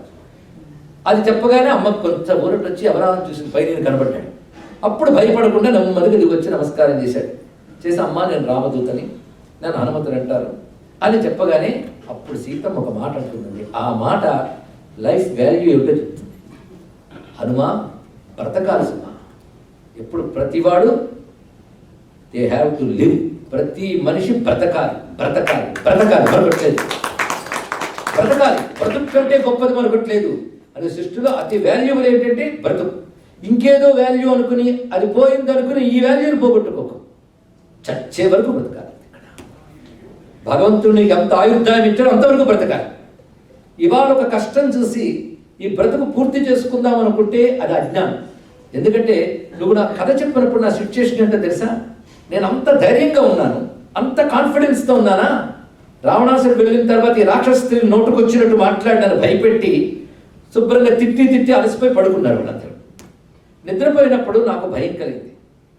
10 నెలలు ఇక్కడ ఉన్నాను, వాడు 2 నెలలు గడువు పెట్టాడు. 2 months వాడు పెట్టినటువంటి డ్యూ డేట్ అది. ఈ 2 నెలల్లో వండర్స్ ఏం జరుగుతాయి? 10 నెలల్లో ఏ వండరు జరగలేదు, 2 నెలల్లో జరుగుతుందా? మహా అయితే వాళ్ళు వచ్చి చంపుతారు అంతే కదా. కాబట్టి నేనే చచ్చిపోదాం అనుకుని ఉరిపోసుకుందాం అనుకున్నాను. అది చూశాడు హనుమంత స్వామి పైన ఎలా ఉరిపోసుకుంటుంటే అక్కడ విషం లేదు, కత్తి లేదు దగ్గర. అప్పుడు ఆవిడకి పెద్ద జడ ఉంది ఆవిడకి. అప్పట్లో జడ అనేది ఒకటి ఉండేది, అంటే జుట్టు వెనకపోసుకుంటే జడ అనేది ఒకటి ఉంటుంది. ఈ జడను ఏం చేసిందంటే ఆమె మెడకి చుట్టుకుని పైన కొమ్మకేసుకుంది. అంటే ఏం చేద్దాం అనుకుంది? కమిటింగ్ సూసైడ్, ఆత్మహత్య చేసుకుందాం అనుకుంది. అప్పుడు హనుమంత స్వామి ఇప్పుడు వెళ్ళి ఉపన్యాసం చెప్పేకంటే ముందు స్టోరీ వినిపిద్దాం వినిపించాడు అక్కడ. దానితో ఆవిడ ఒక్కసారి తీసేసింది జడ. ఎవరో ఈ కథ వినిపించారు అక్కడ. అప్పుడు అంటుందండి సీతమ్మ మాట ఎంత బాగుంటుందంటే, నువ్వు కొన్ని సెకండ్స్ లేట్ అయినా, నువ్వు అక్కడికి రావడం, కథ చెప్పడం కొంచెం ఆలస్యమైనా నేను మెడకు ఉరిపోసేసుకున్నా కానీ పోయేదాన్ని. పోతే ఏమయ్యేది? నువ్వు వచ్చి ఒక మంచి వార్త చెప్పావు, రాముడు నా కోసం వెతుకుతున్నాడు, నేను ఎక్కడున్నానో తెలుసుకోవాలనుకుంటున్నాడు, తెలుసుకున్న వెంటనే నన్ను రక్షిస్తాడని. ఇది మిస్ అయ్యేదన్నా లేదా? ఈ వార్తకు నేను వినకుండా పోయేదాన్ని. అంటే అప్పుడుకున్న కష్టాన్ని నేను చూసి నాకున్న బుద్ధితో ముందు వెనక ఆలోచించి ఈ కష్టం తప్ప నా బ్రతుకుల సుఖం లేదు అనుకుని నేనేం చేద్దామన్నా చచ్చిపోదాం అనుకున్నాను. కానీ మనకు తెలియకుండా సుఖం కూడా ఉంటుంది. ఈ హోప్ ఎప్పుడు ఉండాలండి ఇక్కడ. మనకు తెలియకుండా సుఖం తప్పకుండా ఉంటుంది. కానీ ఇప్పుడున్న ఒక సిచ్యుయేషన్ను చూసి, ఇప్పుడున్న మనస్థితిని చూసి ఈ జీవితాన్ని పోగొట్టుకుంటే నేను తర్వాత రాముడు నాకు ఇచ్చేటటువంటి వరాన్ని, అభయాన్ని, నా క్షేమాన్ని పోగొట్టుకునేదాన్నే కదా. అందుకు అనుమానం చెప్తున్నాను ఏంటంటే, ఏతి జీవంత మానందో నరం వర్ష శతాదపి. ఇది సీతమ్మ అన్నమాట. ఇక్కడ మనిషి బ్రతుకుంటే 100 ఏళ్లకైనా సుఖాన్ని అనుభవిస్తాడు. అది 100 కష్టాలు నీకు ఎదురుగా కనబడుతూ చచ్చిపోవాలనిపిస్తే కాస్త ఓపిక పడితే ఇది ఎప్పటికప్పుడు పోతుంది. 100 సుఖాలు అనుభవించే రోజు వస్తుంది. ఎప్పటికైనా వస్తుంది, 100 ఏళ్ళకైనా వస్తుంది. కానీ ఎన్నేళ్ళైనా సరే ఆ సుఖం కోసం కష్టాన్ని ఓర్చుకుని బ్రతకాలి. అక్కడ దాని పేరు క్షమ, సహనం అవసరం. కనుక మరో వాల్యూ యాడ్ అయింది లైఫ్కి. ఏమిటి దీని పేరు? క్షమ. ఈ క్షమ అనే వాల్యూ ఉన్నదే నా దృష్టిలో ప్రిడామినెంట్ వాల్యూ. అన్నిటికంటే గొప్ప వాల్యూ క్షమ. అది ఉండాలి. క్షమ అంటే ఏంటంటారండి ఇంగ్లీష్లో? పేషెన్స్. కొంతవరకు సరిపోతుంది, కానీ ఇంకా నేను మిగిలిన ఆలోచించుకోండి. ఆ టైంలో జాగ్రత్తగా ఉండాలి. అక్కడ క్షమ వహించాలి. అందుకే మనం పిల్లలకి నేర్పవలసిన పెద్ద పాఠం ఏంటంటే, దేనికి పొంగిపోకుండా కుంగిపోకుండా క్షమతో ఉండాలి. అక్కడ సహనం అన్నిటికంటే గొప్పది. అందుకే సుఖం అనేది బయట నుంచి రాదు, నీ నుంచి వస్తుంది. దుఃఖం అనేది కూడా బయట నుంచి రాదు, నీ నుంచి వస్తుంది. రెండు నీలోంచి వస్తాయి. నీ యాటిట్యూడ్ వల్ల, నీ అవుట్లుక్ వల్ల, నీ అప్రోచ్ వల్ల ఏర్పడతాయి. కనుక నువ్వు ఒక సమస్యని కానీ, ఒక విషయాన్ని కానీ నువ్వు ఎలా ఆలోచిస్తున్నావు అనే దాన్ని బట్టి సుఖ దుఃఖాలు ఉంటాయి తప్ప ఇన్సిడెంట్లో సుఖ దుఃఖం ఉండదు. ఒక సంఘటన ఇద్దరికి జరుగుతుంది. ఒకడు గుండెకి చచ్చిపోతాడు, ఇంకోటి స్థైర్యంగా నిలబడతాడు. అదే ఇన్సిడెంట్ జరిగినప్పుడు వీడు ఎలా నిలబడగలిగాడు, వీడు ఎలా పడిపోయాడు చెప్పండి ఇక్కడ. అంటే సంఘటనలో ఏమీ లేదు, నువ్వు ఎలా రిసీవ్ చేసుకుంటావు అనే దాన్ని బట్టి ఇక్కడ. కానీ మనం ఎలా రిసీవ్ చేసుకోవాలి ఒక సంఘటన అంటే, అది ఎలాగో నీకు బయటది, ఇట్ ఈస్ అవుట్వర్డ్, నీ లోది కాదు ఇక్కడ. అదే బయట దాన్ని లోపలికి తెచ్చుకోకు. క్షమతో దాన్ని అబ్జర్వ్ చేయి, పరిశీలించు. ఆ అబ్జర్వేషన్ రెండవది. అది క్షమతో పాటు నువ్వు క్షమ వహిస్తే నీకు సరైన ఆలోచన వస్తుంది. నీకు పేషెన్స్ పోతే సరైన థాట్ రాదు, సరైన డెసిషన్ రాదు, క్లారిటీ రాదు. క్షమ ఉండాలి. క్షమ చాలా అవసరం. అందుకే ఇప్పుడు సీతమ్మ అన్నది ఎప్పుడు మా ఆయన చెప్తూ ఉండేవాడు, క్షమ క్షమ క్షమ అని. నేను దానితోనే ఉన్నాను. కానీ ఇవాళ ఏదో దుఃఖం చూడగానే కొంచెం మనసు చెదిరిపోయింది. పైగా నో హోప్ అనే భావం కలిగింది నాకు. ఆ నో హోప్ అనగానే చచ్చిపోదాం అనుకున్నా. ఇవాళ నువ్వు వచ్చి మాట్లాడడం వల్ల బ్రతకడం మంచిదైందని ఇప్పుడు తెలుస్తుంది. కానీ హనుమాన్ నేను చెప్తున్నాను, మానవుడు అన్నవాడు ఎప్పుడు బ్రతకాలి బ్రతకాలి బ్రతకాలి అనుకోవాలి కానీ చావాలని ఎప్పుడు అనుకోకూడదు అని సీతమ్మ చెప్పిందండి. ప్రపంచానికి గొప్ప సందేశం ఇచ్చింది ఇక్కడ. ఇంతకంటే ఇంకేం కావాలండి? గొప్ప విషయం చెప్పింది. హనుమంతుడు అప్పుడు విని, అమ్మ రాముడు త్వరలో వస్తాడమ్మా, క్షిప్రం ద్రక్షసి రాఘవం, త్వరలో రామచంద్రమూర్తిని చూస్తావు. ఆ రాముడు వస్తాడు, ఈ రావణ సంహారం చేస్తాడు, నిన్ను తీసుకుని వెళ్తాడు, అయోధ్యలో మీరిద్దరు పట్టాభిషిక్తులు అవుతారు, మిమ్మల్ని చూసి మేము ఆనందంగా ఉంటామని ఎంత చక్కగా చెప్తాడు. ఇక్కడ మనం ఆలోచించవలసినది, ఆవిడంతా రాముడిని నమ్ముకుంది కదా. ముందు మీరు అన్నారు ఫెయిత్ అన్నారే, మరి ఆవిడ చనిపోయేటప్పుడు ఆ రాముడు ఎందుకు రక్షించలేదు? ధనుబాణాలు పట్టుకుని ఎందుకు రాలేదు? మనవాడికి అంత ఫెయిత్ ఉంది కదా అంటే ఆవిడకి అంత ఫెయిత్ ఉంది కనుకనే ఆ టైంలో హనుమంతుడు అక్కడ ఉన్నాడు. లేకపోతే ఆ నమ్మకం లేకపోతే హనుమంతుడు ఆ టైంలో ఉండేటువంటిది అది టైం లేదు. కానీ భగవంతుడు ఎలా వస్తాడు అంటే నదేవో దండమాదాయ రక్షంతి పశుపాలవత్. దైవస్మరణ చేసేవాడిని భగవంతుడు ఎలా రక్షిస్తాడు అంటే ఎదురుగా వచ్చి బాడీ గార్డ్ల పక్క నుంచి నిలబడతాడు అనుకోక. ఇప్పుడు ఎవరిని రక్షించదలుచుకున్నాడో వాడు బుద్ధిని బాగు చేస్తాడు అన్నారు ఇక్కడ. బుద్ధిని బాగు చేస్తాడు ఇక్కడ. దైవం మానుష రూపేణ, అది ఇంకో ఎవరి రూపంలోనైనా వచ్చి జరుగుతుంది ఇక్కడ. అందుకే ఆ నిరంతరం రామస్మరణ చేస్తూ రాముడి మీద పెట్టుకున్న నమ్మకం వ్యర్థం కాలేదు సరిగదా. అది హనుమంతు రూపంలో వచ్చి అభయాన్ని ఇచ్చించునండి. అందుకే మనకిప్పుడు మరొక వాల్యూ యాడ్ అయ్యింది ఇందాక, లేదా ఆ వాల్యూ విశ్వాసం. కనుక మానవుడికి పెద్ద భరోసా భగవంతుడు. నాకు ఈ మధ్య ఇక్కడికి ముందు ఒక ఊరికి వెళ్ళాను. ఆ ఊరికి వెళ్ళినప్పుడు ఒక యువత, అంటే సుమారు ఆమెకు ఒక 35 years ఉంటాయండి. ఆమె వచ్చి ఒక మాట చెప్పింది, నాకు చాలా ఆనందం కలిగింది. ఏమంటే నేను డాన్సర్ని, శోభానాయుడు గారి శిష్యుని. శోభానాయుడు గారిని అందరికీ తెలుసు కదండి, భరతనారాయణ మన కూచిపూడిలో. ఆమె ఒక డ్యాన్స్ బ్యాలీ చేశారు మా చేత. అది భగవద్గీత డ్యాన్స్ బ్యాలీ, సంభవామి యుగేకి. అది మీరే రాశారు అంటే నేను రాసింది బ్యాలీ. అందులో మీరు ఒక వాక్యం రాశారండి. ఆ వాక్యం నాట్యం అయిపోయినా నా మనసులో గుర్తుండిపోయింది. నాకు ఏదైనా ఫ్రస్ట్రేటింగ్ మూడ్స్ వచ్చినప్పుడు, డిప్రెషన్ వచ్చినప్పుడు ఆ వాక్యం నాకు గుర్తొస్తుంటుంది. ఆ వాక్యం వల్ల నేను బ్రతికేనండి, అనేక సమస్యల నుంచి బయటకు వచ్చాను అని చెప్పగానే వ్రాసినందుకు జన్మ చరితార్థమైంది అనుకున్నాను. ఒక లైఫ్ను కాపాడేందుకు ఇంకేం కావాలంటే ఆ మాట ఏమిటంటే ఏకాకి వికా వెన్నడు ఈశుడ నేనున్నాడను అంతరంగమందు నేను అధివసించినాడను. ఈ వాక్యం అది గుర్తుంటుంది. ఆ రైమింగ్ ఎందుకు పెడతారంటే మెమరీ కోసం, గుర్తుండిపోతుంది. ఇప్పుడు అంతే, ఏకాకి వికా వెన్నడు ఈశుడ నేనున్నాడు. అందుకే నువ్వు ఎప్పుడు ఒంటరి వాడివి కావు. వీళ్ళు విడిచిపెట్టారు, వాళ్ళు విడిచిపెట్టారు, నువ్వు ఒంటరితనం తట్టుకోలేను కాబట్టి పోతాను అనుకోకు. నేనున్నాను నీకు. ఎక్కడున్నాను? అంతరంగమందే నేను అధివసించినాడు. నువ్వు హృదయంలోనే అధివసించి స్టేబుల్గా ఉన్నాను నేను. నువ్వేనా పక్కకి పోతావు, నేను అక్కడ కూర్చున్నా. అధివసించినాడను. ఒక్క మాట ఎంత ఓదార్పనిస్తుందండి. వెంటనే భగవంతుడు ఉన్నాడు కనుక ఇక్కడ ఆస్తికత్వం తాలూకు ప్లేస్మెంట్ వచ్చింది. ఇక్కడ భగవంతుడు ఉన్నాడు అనే భావం ఎంత గొప్పదో చూడండి ఇక్కడ. అందుకే కొన్ని గొప్ప గొప్ప ఫిలాసఫీ ఇచ్చే కానీ భగవంతుని ఎగ్జిస్టెన్స్ గురించి మాట్లాడినప్పుడు ఆ ఫిలాసఫీస్ పోయి. ఒకప్పుడు స్వామి వివేకానంద ఈ దేశానికి వచ్చినప్పుడు బౌద్ధ మతం చాలా గొప్పది కానీ హిందువులు దాన్ని తరిమి కొట్టారు, దాని దేశం నుంచి పారద్రోలేరు అని ఒక అభాండం వేశారు హిందూ ధర్మం మీద. అప్పుడు లేచి మాట్లాడాడు స్వామి వివేకానంద, బౌద్ధ మతం పార్ట్ ఆఫ్ హిందూ మతం నాయన, అది హిందూ మతం నుంచి విరుద్ధం కాదు. హిందూ మతంలో ఫిలాసఫీ అండ్ యోగా చెప్పారు, ఆ రెండూ తీసుకుంది బౌద్ధ మతం అంతే. ఇక్కడ మిగిలిన పార్ట్ అంటే యజ్ఞం, యాగం, కర్తవులు వీటి వైపు అది తీసుకోలేదు. ఈ పార్ట్ తీసుకొని డెవలప్ చేసింది. It is part of Hinduism. అయితే బౌద్ధ మతం వెళ్ళిపోయిందని మీరు అనుకోవడానికి కారణం ఏంటంటే బౌద్ధ మతం భగవంతుడి ఎగ్జిస్టెన్స్ గురించి మాట్లాడలేదు. భగవంతుడు లేడని చెప్పలేదు, ఉన్నాడని చెప్పలేదు. కనుక అది భరోసా ఇవ్వలేకపోయింది. మానవుడికి భగవంతుడు అనేవాడు కూడా ఉన్నాడని భరోసా ఇవ్వలేకపోయింది. ఈ భరోసా ఇవ్వని ఏ ఫిలాసఫీ కూడా బ్రతకదు అని చెప్పాడు స్వామి వివేకానంద. చూడండి ఇక్కడ. అందుకే భగవంతుడు ఉన్నాడు, ఒకడు గమనించేవాడు ఉన్నాడు. ఎక్కడ? పరలోకము నుండి గమనించుతున్నాడు కాదు, నీ హృదయంలో ఉండి గమనిస్తున్నాడు. ప్రతి వారు హృదయంలో ఉండి గమనిస్తున్నాడు ఇక్కడ. అదే ఎక్కడో బియాండ్ ద వరల్డ్ కాదు, ఈ బిలాంగ్స్ టు ద వరల్డ్. ప్రతి ఈచ్ అండ్ ఎవ్రీ బాడీలో ఆయన ఉన్నాడు ఇక్కడ. అందుకే స్వామి ఇంతవరకు నా కర్మ కొద్దీ నన్ను నడిపిస్తున్నావు, నేను సరెండర్ అయ్యాను, నీ కృప కొద్దీ నన్ను నడిపించు. నీ కృప అంటే నీ దయ, నీ కంపాషన్. అందుకే సర్వజీవుల్ని భగవంతుడు నడుపుతాడు. మరి అన్నప్పుడు ఆయన నమస్కారం చేయడం ఎందుకండి అంటే, నమస్కారం చేసి భక్తుడు అయ్యామనుకో అందరినీ వారి కర్మ కొద్దీ నడిపిస్తాడు, భక్తుడిని తన దయ కొద్దీ నడిపిస్తాడు. ఇక్కడ పరమేశ్వరుడు దయ. అందుకే మనం తర్వాత పిల్లలకి నేర్పవలసిన ప్రధానమైన విషయం ఏంటంటే లైఫ్ యొక్క వాల్యూ ముందు చెప్పి దాని తర్వాత చెప్పాల్సింది ఏంటంటే ఈ లైఫ్కి వాల్యూ ఇచ్చిన వాడే భగవంతుడు, ఈ వాల్యూబుల్ లైఫ్ ఇచ్చిన వాడే భగవంతుడు. కనుక ఎప్పుడు ఆయన మరిచిపోకు.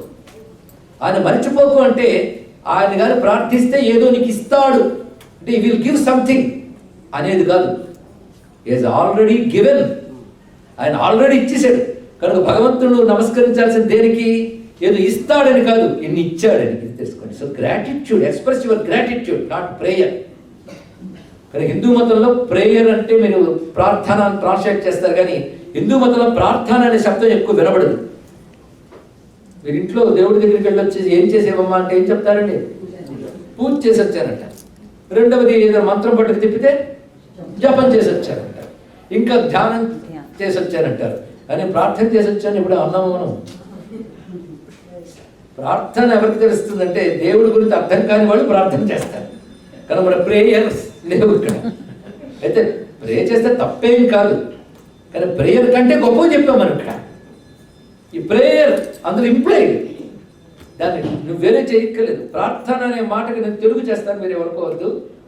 అర్థించుట అంటే అడుక్కొనుట, ప్రా అనేది ఉపసర్గ అంటే గొప్పగా అడుగుకొనుట.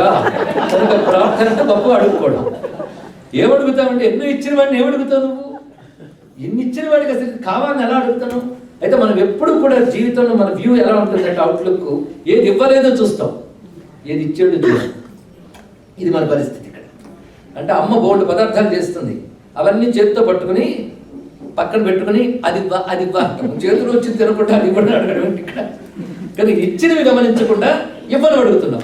నీకు ఇచ్చినవి ఏంటో ఒక్కసారి చూడు, కొంచెం వ్యూ మార్చు, నీకున్నవేంటో చూడు. ఇంకా నీకు ఆప్టిమిస్టిక్ అవుట్లుక్ డెవలప్ అవుతుంది. పెసిమిస్టిక్ థాట్స్ రావు ఇక్కడ, పెసిమిజం పోతుందా, నెగిటివ్ థాట్స్ రావు ఇక్కడ. ఏమి ఇచ్చాడో చూడు ఒక్కసారి. నీకు ఇచ్చినవి లేని వాళ్ళు ఎంతమంది ఉన్నారు ఒక్కసారి గమనించు ఇక్కడ. నీకు ముప్పూటలో భోజనం దొరుకుతుంది, అది కూడా లేక ఎంతమంది ఆకలికి అల్లల్లాడుతున్నారో ఆలోచించు ఇక్కడ. అదేవిధంగా నీకు కట్టుకోవడానికి బట్ట దొరుకుతుంది ఇక్కడ. పైగా నీకంటూ శరీరానికి ఎంతో కొంత ఆరోగ్యం ఉంది, నడవగలుగుతున్నావు, చూడగలుగుతున్నావు, తినగలుగుతున్నావు. ఈ ఆర్గన్స్ పనిచేస్తున్నాయా? ఈ ఆర్గన్స్ లేక ఎంతమంది రోగగ్రస్తులు ఉన్నారో చూడు. నీకు ఇచ్చినవి గమనించు. ఇన్ని వాల్యుబుల్ అన్నీ నీ దగ్గర ఉన్నప్పుడు ఎంతకంటే ఏమి ఇవ్వాలి? వీటితో నువ్వు ఎన్ని చెయ్యొచ్చు. ఇవి టూల్స్, ఎక్విప్మెంట్స్. వీటిని యూటిలైజ్ చేయి, మంచిగా యూటిలైజ్ చేయి. అంటే మంచిగా వాడుకోవడానికి నీకు ఎన్ని ఇచ్చాడు? వీటితో నువ్వు అన్ని అనుభవించాలి, సుఖపడాలనుకుంటున్నావు, కానీ వీటితో మంచి పనులకు వినియోగించాలి, తెలుసుకో. కానీ మనిషి సుఖంగా బ్రతకాలని ఎప్పుడు అనుకోకూడదు. మంచి కోసం బ్రతకాలి, మంచి చేయడానికి బ్రతకాలి, ధర్మం కోసం బ్రతకాలి, 10 మందికి పనికొచ్చే పని చేయాలి. సాధించాల్సినవి ఎన్నో ఉన్నాయి. ఎన్ని ఉన్నాయి? ఇవాళ వస్తువు పోయిందో పోవాలనుకుంటున్నాం, ఇంకెన్ని వస్తువులు ఉన్నాయో, సాధించాల్సినవి ఎన్ని ఉన్నాయో. ఒక్క పరీక్షలో చిన్నప్పటి నుంచి తల్లిదండ్రులు ఏం చెప్పారంటే, నువ్వు ఫస్ట్ ర్యాంక్ తెచ్చుకోవాలి, లేకపోతే లైఫ్కి వాల్యూ లేదు అని సార్. ఇంకా వీడు అలాగే అనుకున్నాడు, ట్యూషన్స్ పెట్టుకున్నాడు, ఎక్స్ట్రా క్లాసెస్ తీసుకున్నాడు, చాలా కష్టపడ్డాడు. టీచర్స్ కూడా అదే టార్గెట్ పెట్టారు, నువ్వు ఫస్ట్ క్లాస్ తేవాలి, మన ఇన్స్టిట్యూషన్కి నీ వల్ల పేరు రావాలి, లేకపోతే your life is not valuable. ఇలా చెప్పగానే వాడు సైకలాజికల్ కాదు, గట్టిగా కొట్టింది పరీక్ష రాసి వచ్చారండి. జరిగిన సంఘటన విశాఖపట్నంలో. అని చాలా గ్రేట్ పర్సనాలిటీ, వాళ్ళ కొడుకు చిన్నపిల్లవాడు పరీక్ష రాసి వస్తూ వచ్చాడు. నాన్న ఎవరో రిలేటివ్స్ వస్తే మాట్లాడితే, నా పరీక్ష ఎలా రాసావు అన్నాడు. బాగానే రాశాను నాన్న అన్నాడు. అలా మేడ మీదకి వెళ్ళి దబ్బిమని దూరిపోయాడు. అంటే ఆ ఫస్ట్ ర్యాంక్ అని తెచ్చుకోకపోతే your life is not valuable అనేసారు. పరీక్ష రాసి వచ్చాక కాన్ఫిడెన్స్ పోయింది, రాదని తెలిసిపోయింది. కానీ లైఫ్లో ఫస్ట్ ర్యాంక్ ఒకటే కాదు, ఇంకా వాల్యూస్ చాలా ఉన్నాయి ఇక్కడ. కనుక ఒక ఆపర్చునిటీ క్లోజ్ అయిపోయిందంటే కంప్లీట్లీ క్లోజ్డ్ కాదు, ఇంకో ఆపర్చునిటీ తప్పకుండా ఉంటుంది ఇక్కడ. ఇది కాకపోతే ఎన్నున్నాయో జీవితంలో చదువు ఒక్కటే పరమార్థం కాదు. చదువు అవసరమే, కానీ చదువు ఒక్కటే లైఫ్ కాదు, ఇంకా ఎన్నో ఉన్నాయి. ఏంటి ఇంజనీర్లు మాత్రమే బతుకుతున్నారా? డాక్టర్స్ మాత్రమే బతుకుతున్నారా? ఎంతమంది గ్రేట్ పర్సనాలిటీస్ లేరు? ఎంతమంది లేరు? కాళ్ళు చేతులు పనిచేయని వాళ్ళు కూడా ఎన్ని సాధించట్లేదండి. మీకు తెలుసు, శరీరంలో అన్ని ఇంద్రియాలు చచ్చుబడి కేవలం వీల్ చైర్లోనే జీవితాంతం గడిపిన మహానుభావుడు అని పేరు మీకే తెలియాలి, ఒక సైంటిస్ట్. అలాంటి పర్సనాలిటీస్ గుర్తుపెట్టుకోండి. ఎలా సాధించారో, ఏమీ లేని అతి దరిద్ర స్థితిలో తినడానికి తిండి కూడా లేనటువంటి వాళ్ళు కృషితో సాధించి ప్రపంచానికి లీడర్స్ అయ్యారు ఎంతోమంది. ఎందరు దరిద్రులు లీడర్స్ కాలేదు. అలాంటి గ్రేట్ పర్సనాలిటీ స్టోరీస్ ఎప్పుడు వింటూ ఉండండి. అలాంటి పర్సనాలిటీస్ గురించి వినాలి. అందుకే సుఖంగా బ్రతికిన వాళ్ళ స్టోరీస్ వినకండి, కష్టపడి బ్రతికిన వాళ్ళ స్టోరీస్ వినండి ఇక్కడ. అందుకే కష్టపడి కూడా గొప్పగా బ్రతికిన వాళ్ళ స్టోరీస్ చెప్పాలని వ్యాసుడు ప్రయత్నించాడు, వాల్మీకి ప్రయత్నించాడు ఇక్కడ. రాముడు కష్టపడ్డాడా, రావణాసురుడు కష్టపడ్డాడా? చెప్పండి అమ్మా పిల్లలు, ఎవరు కష్టపడ్డారు? రాముడే కష్టపడ్డాడు. రావణాసుడికి ఏముందండి? 10 తలకాయలు 20 చేతులు. ఎందుకంటే తినాలంటే ఒక నోరు సరిపోదు, 10 నోళ్ళు తెగ తిన్నాడు. లాక్కోవాలంటే ఎందుకంటే వాడివన్నీ లాగుకునే చేతులు, ఇచ్చే చేతులు కావు వాడి ఇక్కడ. ఇచ్చే చేతులు కావు, గివింగ్ హ్యాండ్స్ కావు, ఈటింగ్ హ్యాండ్స్ అవన్నీ కూడా. అదే ప్రపంచాన్ని అనుభవించేయాలి, లాక్కోవాలనేది 20 చేతులు. మనకన్నీ 20 చేతులు కాదు, 1000 చేతులు కూడా ఉన్నాయి. ఏది కనబడితే దానికి తినేస్తాం. అదే పురాణాలు 1000 చేతులు వాళ్ళు, 20 చేతులు వాళ్ళు అంటే మనకి రెప్లికాలు ఇవ్వడం. వాళ్ళ లాక్కుని నీ లాగుకుని ఎంత తినేయాలి, ఎంత తింటావా ఏ బాబు. వాడు సుఖపడ్డాడు, కష్టపడ్డాడు. ఎవడు అడవులకు పోయని రాముడు. ఆయనకి అంత కష్టపడాల్సిన అవసరం ఉందండి. ఆ కైకేయి వాళ్ళ నాన్నకేదో మాట ఇచ్చింది. ఏంటి, నీ పిల్లాడు అడవికి వెళ్ళాడు 14, నా పిల్లాడు రాజ్యం వెళ్ళాలి. అది కూడా ఎప్పుడో దశరథుడు అన్నాడు, నువ్వేదైనా కోరుకుంటే తప్పకుండా ఇస్తాను, నువ్వు చాలా హెల్ప్ చేశావు కనుక ఎప్పుడైనా కోరుకో అంటే 2 కోరికలు కోరుతాను కానీ ఇప్పుడు కాదండి, ఈ టైమింగ్లో అడిగింది. తండ్రి మాట ఇచ్చాడు, కమిట్మెంట్. తండ్రికి అసత్య దోషం రాకూడదు. అందుకే కైకేయి చెప్పిన మాట పాటించాడు అంతే. అందుకని తండ్రి మాట వినలేదు ఈయన, తండ్రి ఇచ్చిన మాట కాపాడాడు రాముడు. అది అంతే అందం. అప్పుడు ఒక్క కైకేయి, ఆ కైకేయి రాముడు బాణంతో పడగొట్టి రాజ్యం ఎక్కచ్చు. తండ్రులు చంపేసి రాజ్యాలు లేని రాజులు లేరు. ఒకటి పేరు చెప్పండి, ఎవరండి? అబ్బా, అలాంటి హిస్టరీలే అక్కడ దొరుకుతాయి. తండ్రిని చంపినవాడు, కొడుకుని చంపినవాడు వీళ్ళే. కానీ ధర్మం కోసం చేతికి వచ్చిన రాజ్యాన్ని కూడా విడిచిపెట్టిన వాడిని హిందూ ధర్మం మనకు ఆదర్శంగా చూపిస్తుంది. అంటాడు దశరథుడు, ఎంత గొప్పగా అంటాడండి దశరథుడు, రామ మీ అమ్మకి నేను మాట ఇచ్చాను, అది నా పని, కానీ అయోధ్య నేను కోరుకుంటాను కాబట్టి ఒక పని చేయి, నిగృహ్యమా, నన్ను చంపేసి నువ్వు రాజ్యం కన్నాడు. ఇదేదో బాగుంది నాన్న, నాకు ఐడియా రాలేదని తెలుసుకోవాల్సింది ఇక్కడ. అంటే ఇక్కడ రాముడు, నాన్న నీకు సత్యం తప్పేమనుకో నీకు దోషం వస్తుంది. చూసారా, ఒక మాట తప్పితే ఒక దోషం వస్తుంది అనేటువంటి అద్భుతమైన విశ్వాసం ఇప్పుడు మనకు తోచనే తోచుంది. దీన్ని చాదస్తూ ఉంటారు ఎవడైనా. కమిట్మెంట్ అంత వాగ్దానం అంటారు కదా. రాజకీయ నాయకుల ఏ మాట ఇచ్చిన మాట ఇచ్చకపోవడం, మేనిఫెస్టోలు ఉన్నవి ఒక్కడు జరగవు, అయినా మళ్ళీ వాడు ఎలక్షన్లో పెడతాడు, మనం ఓటేసేస్తాం. అది తెలియదు. ఈ రాజకీయ నాయకులు వినగానే మా రాజు విన్నాడు రామచంద్రమూర్తి. మాటకు అంత వాల్యూ ఉంటుంది. నువ్వు మాట తప్పేవనుకో ఈ శరీరం పోయినా జీవుడు శాశ్వతం. ఈ దోషం జీవుడికి వస్తుంది, వాడికి నరకాలు వస్తాయి. కాబట్టి నువ్వు దుర్గతులకు వెళ్ళకూడదు నాన్న, అందుకు నేను సత్యాన్ని పాటిస్తాను వెళ్ళాడు. అది రామచంద్రమూర్తి. దానికోసం వెళ్ళాడు. వెళ్ళి ఎన్ని కష్టాలు అనుభవించానంటే అడవులైనా. అయితే నిజానికి ఆయనకి ఏం కష్టం, ధర్మాన్ని పట్టుకున్న వాడికి కష్టం కూడా ఫీల్లోకి రాదు. వాడు ధర్మాన్ని చేత తృప్తితో ఉంటాడు కనుక, ఎవడి మనసులో తృప్తి ఉంటుందో వాడికి బయట ఏ కష్టం కూడా మనసుకి తాకదు. తెలుసుకోండి.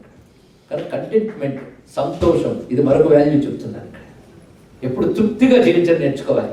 తృప్తి ఎప్పుడు వస్తుందో తెలుసా, లేనివి చూసినప్పుడు కాదు, ఉన్నవి గుర్తించినప్పుడు. దానితో తృప్తి వస్తుంది. దానికి కంటెంట్మెంట్ చాలా ప్రధానం. తృప్తి పడాలి. ఉన్నవాడితో తృప్తి పడిపోయి ఇంకా దేనికి ప్రయత్నించగని కాదు, తృప్తితో దేనికైనా సాధన చేయాలి. తృప్తి మాత్రం ఎప్పుడు అవసరం. ఆ తృప్తి ఉండాలి. ఆ తృప్తి ఉన్న వాడికి బయట ఏవి బాధించలేవండి. ఎందుకంటే ఇన్సిడెంట్స్ మన చేతుల్లో లేవు, అవి వస్తూ ఉంటే పోతూ ఉంటాయి.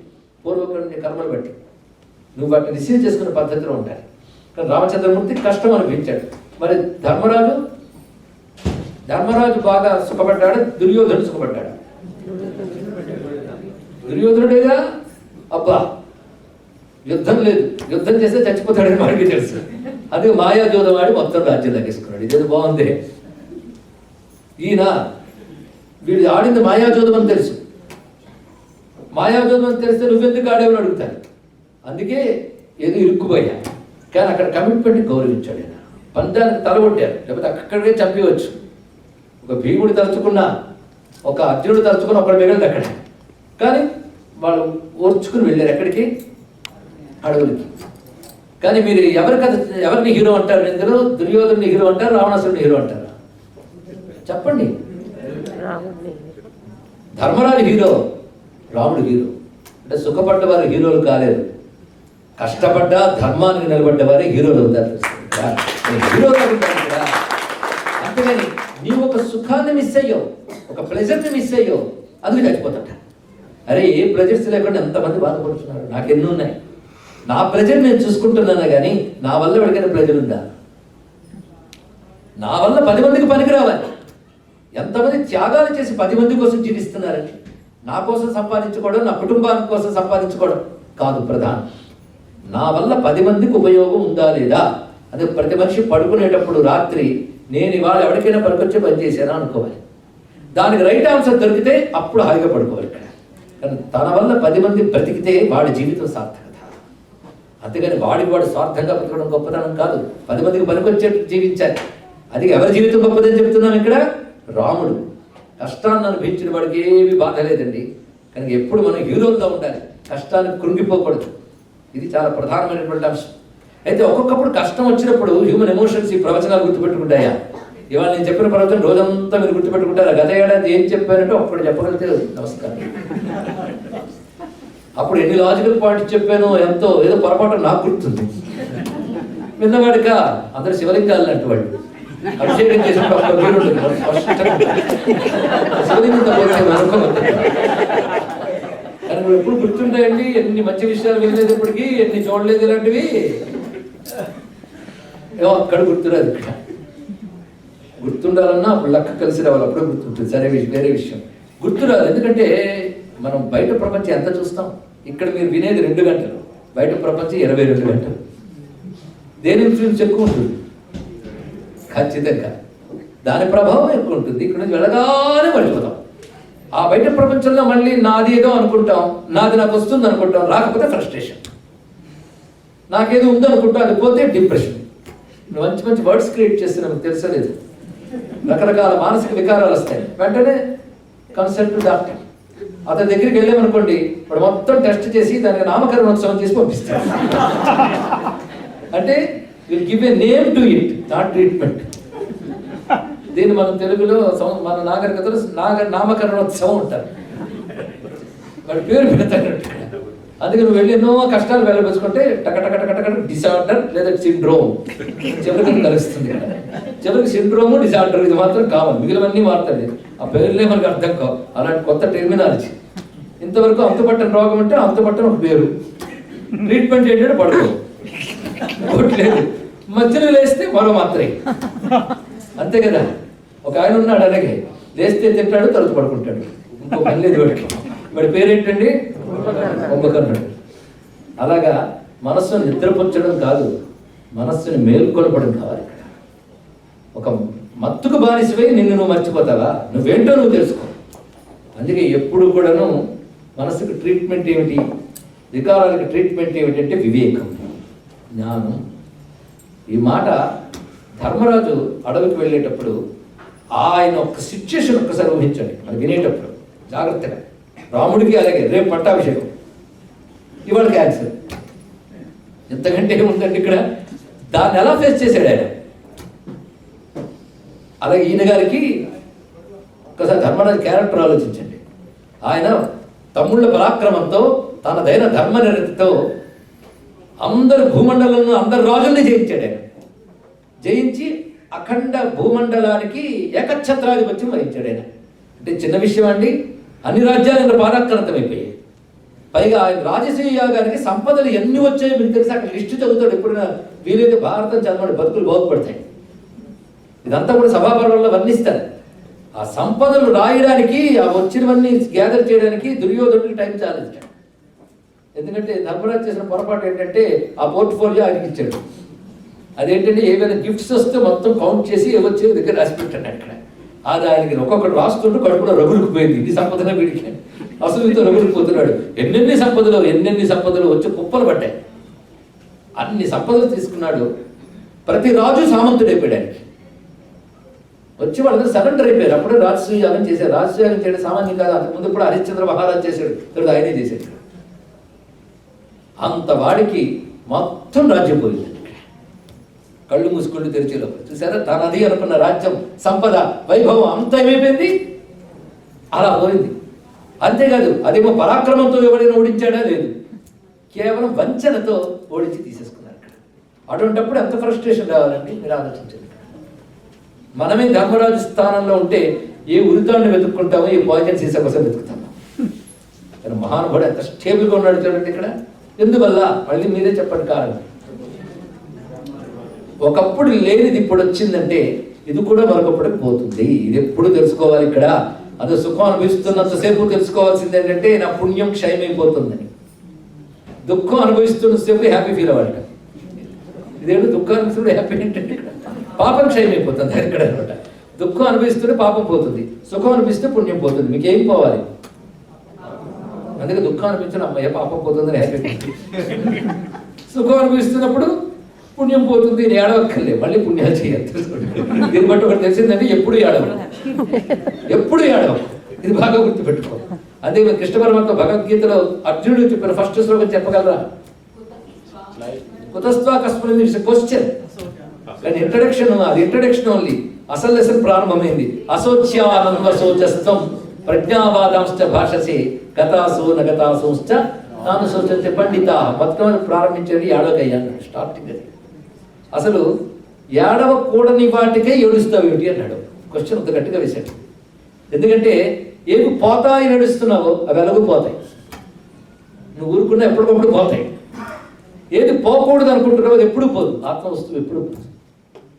నశించనిది ఎప్పుడు నశించదు, నశించేది ఎప్పటికే నశిస్తుంది. దేనికోసం నడుస్తాం? నశించని దానికోసమో ఏడవక్కర్లే, నశించేది ఎలాగో నశిస్తుంది కనుక ఏడవక్కర్లే. కానీ మొత్తం సారాంశం ఏంటి? ఎప్పుడూ ఏడవకు. ఇది ఫస్ట్ శ్లోకం. చివరి శ్లోకానికి రండి. మొత్తం గీత చెప్పట్లే, ఫస్ట్ అండ్ లాస్ట్.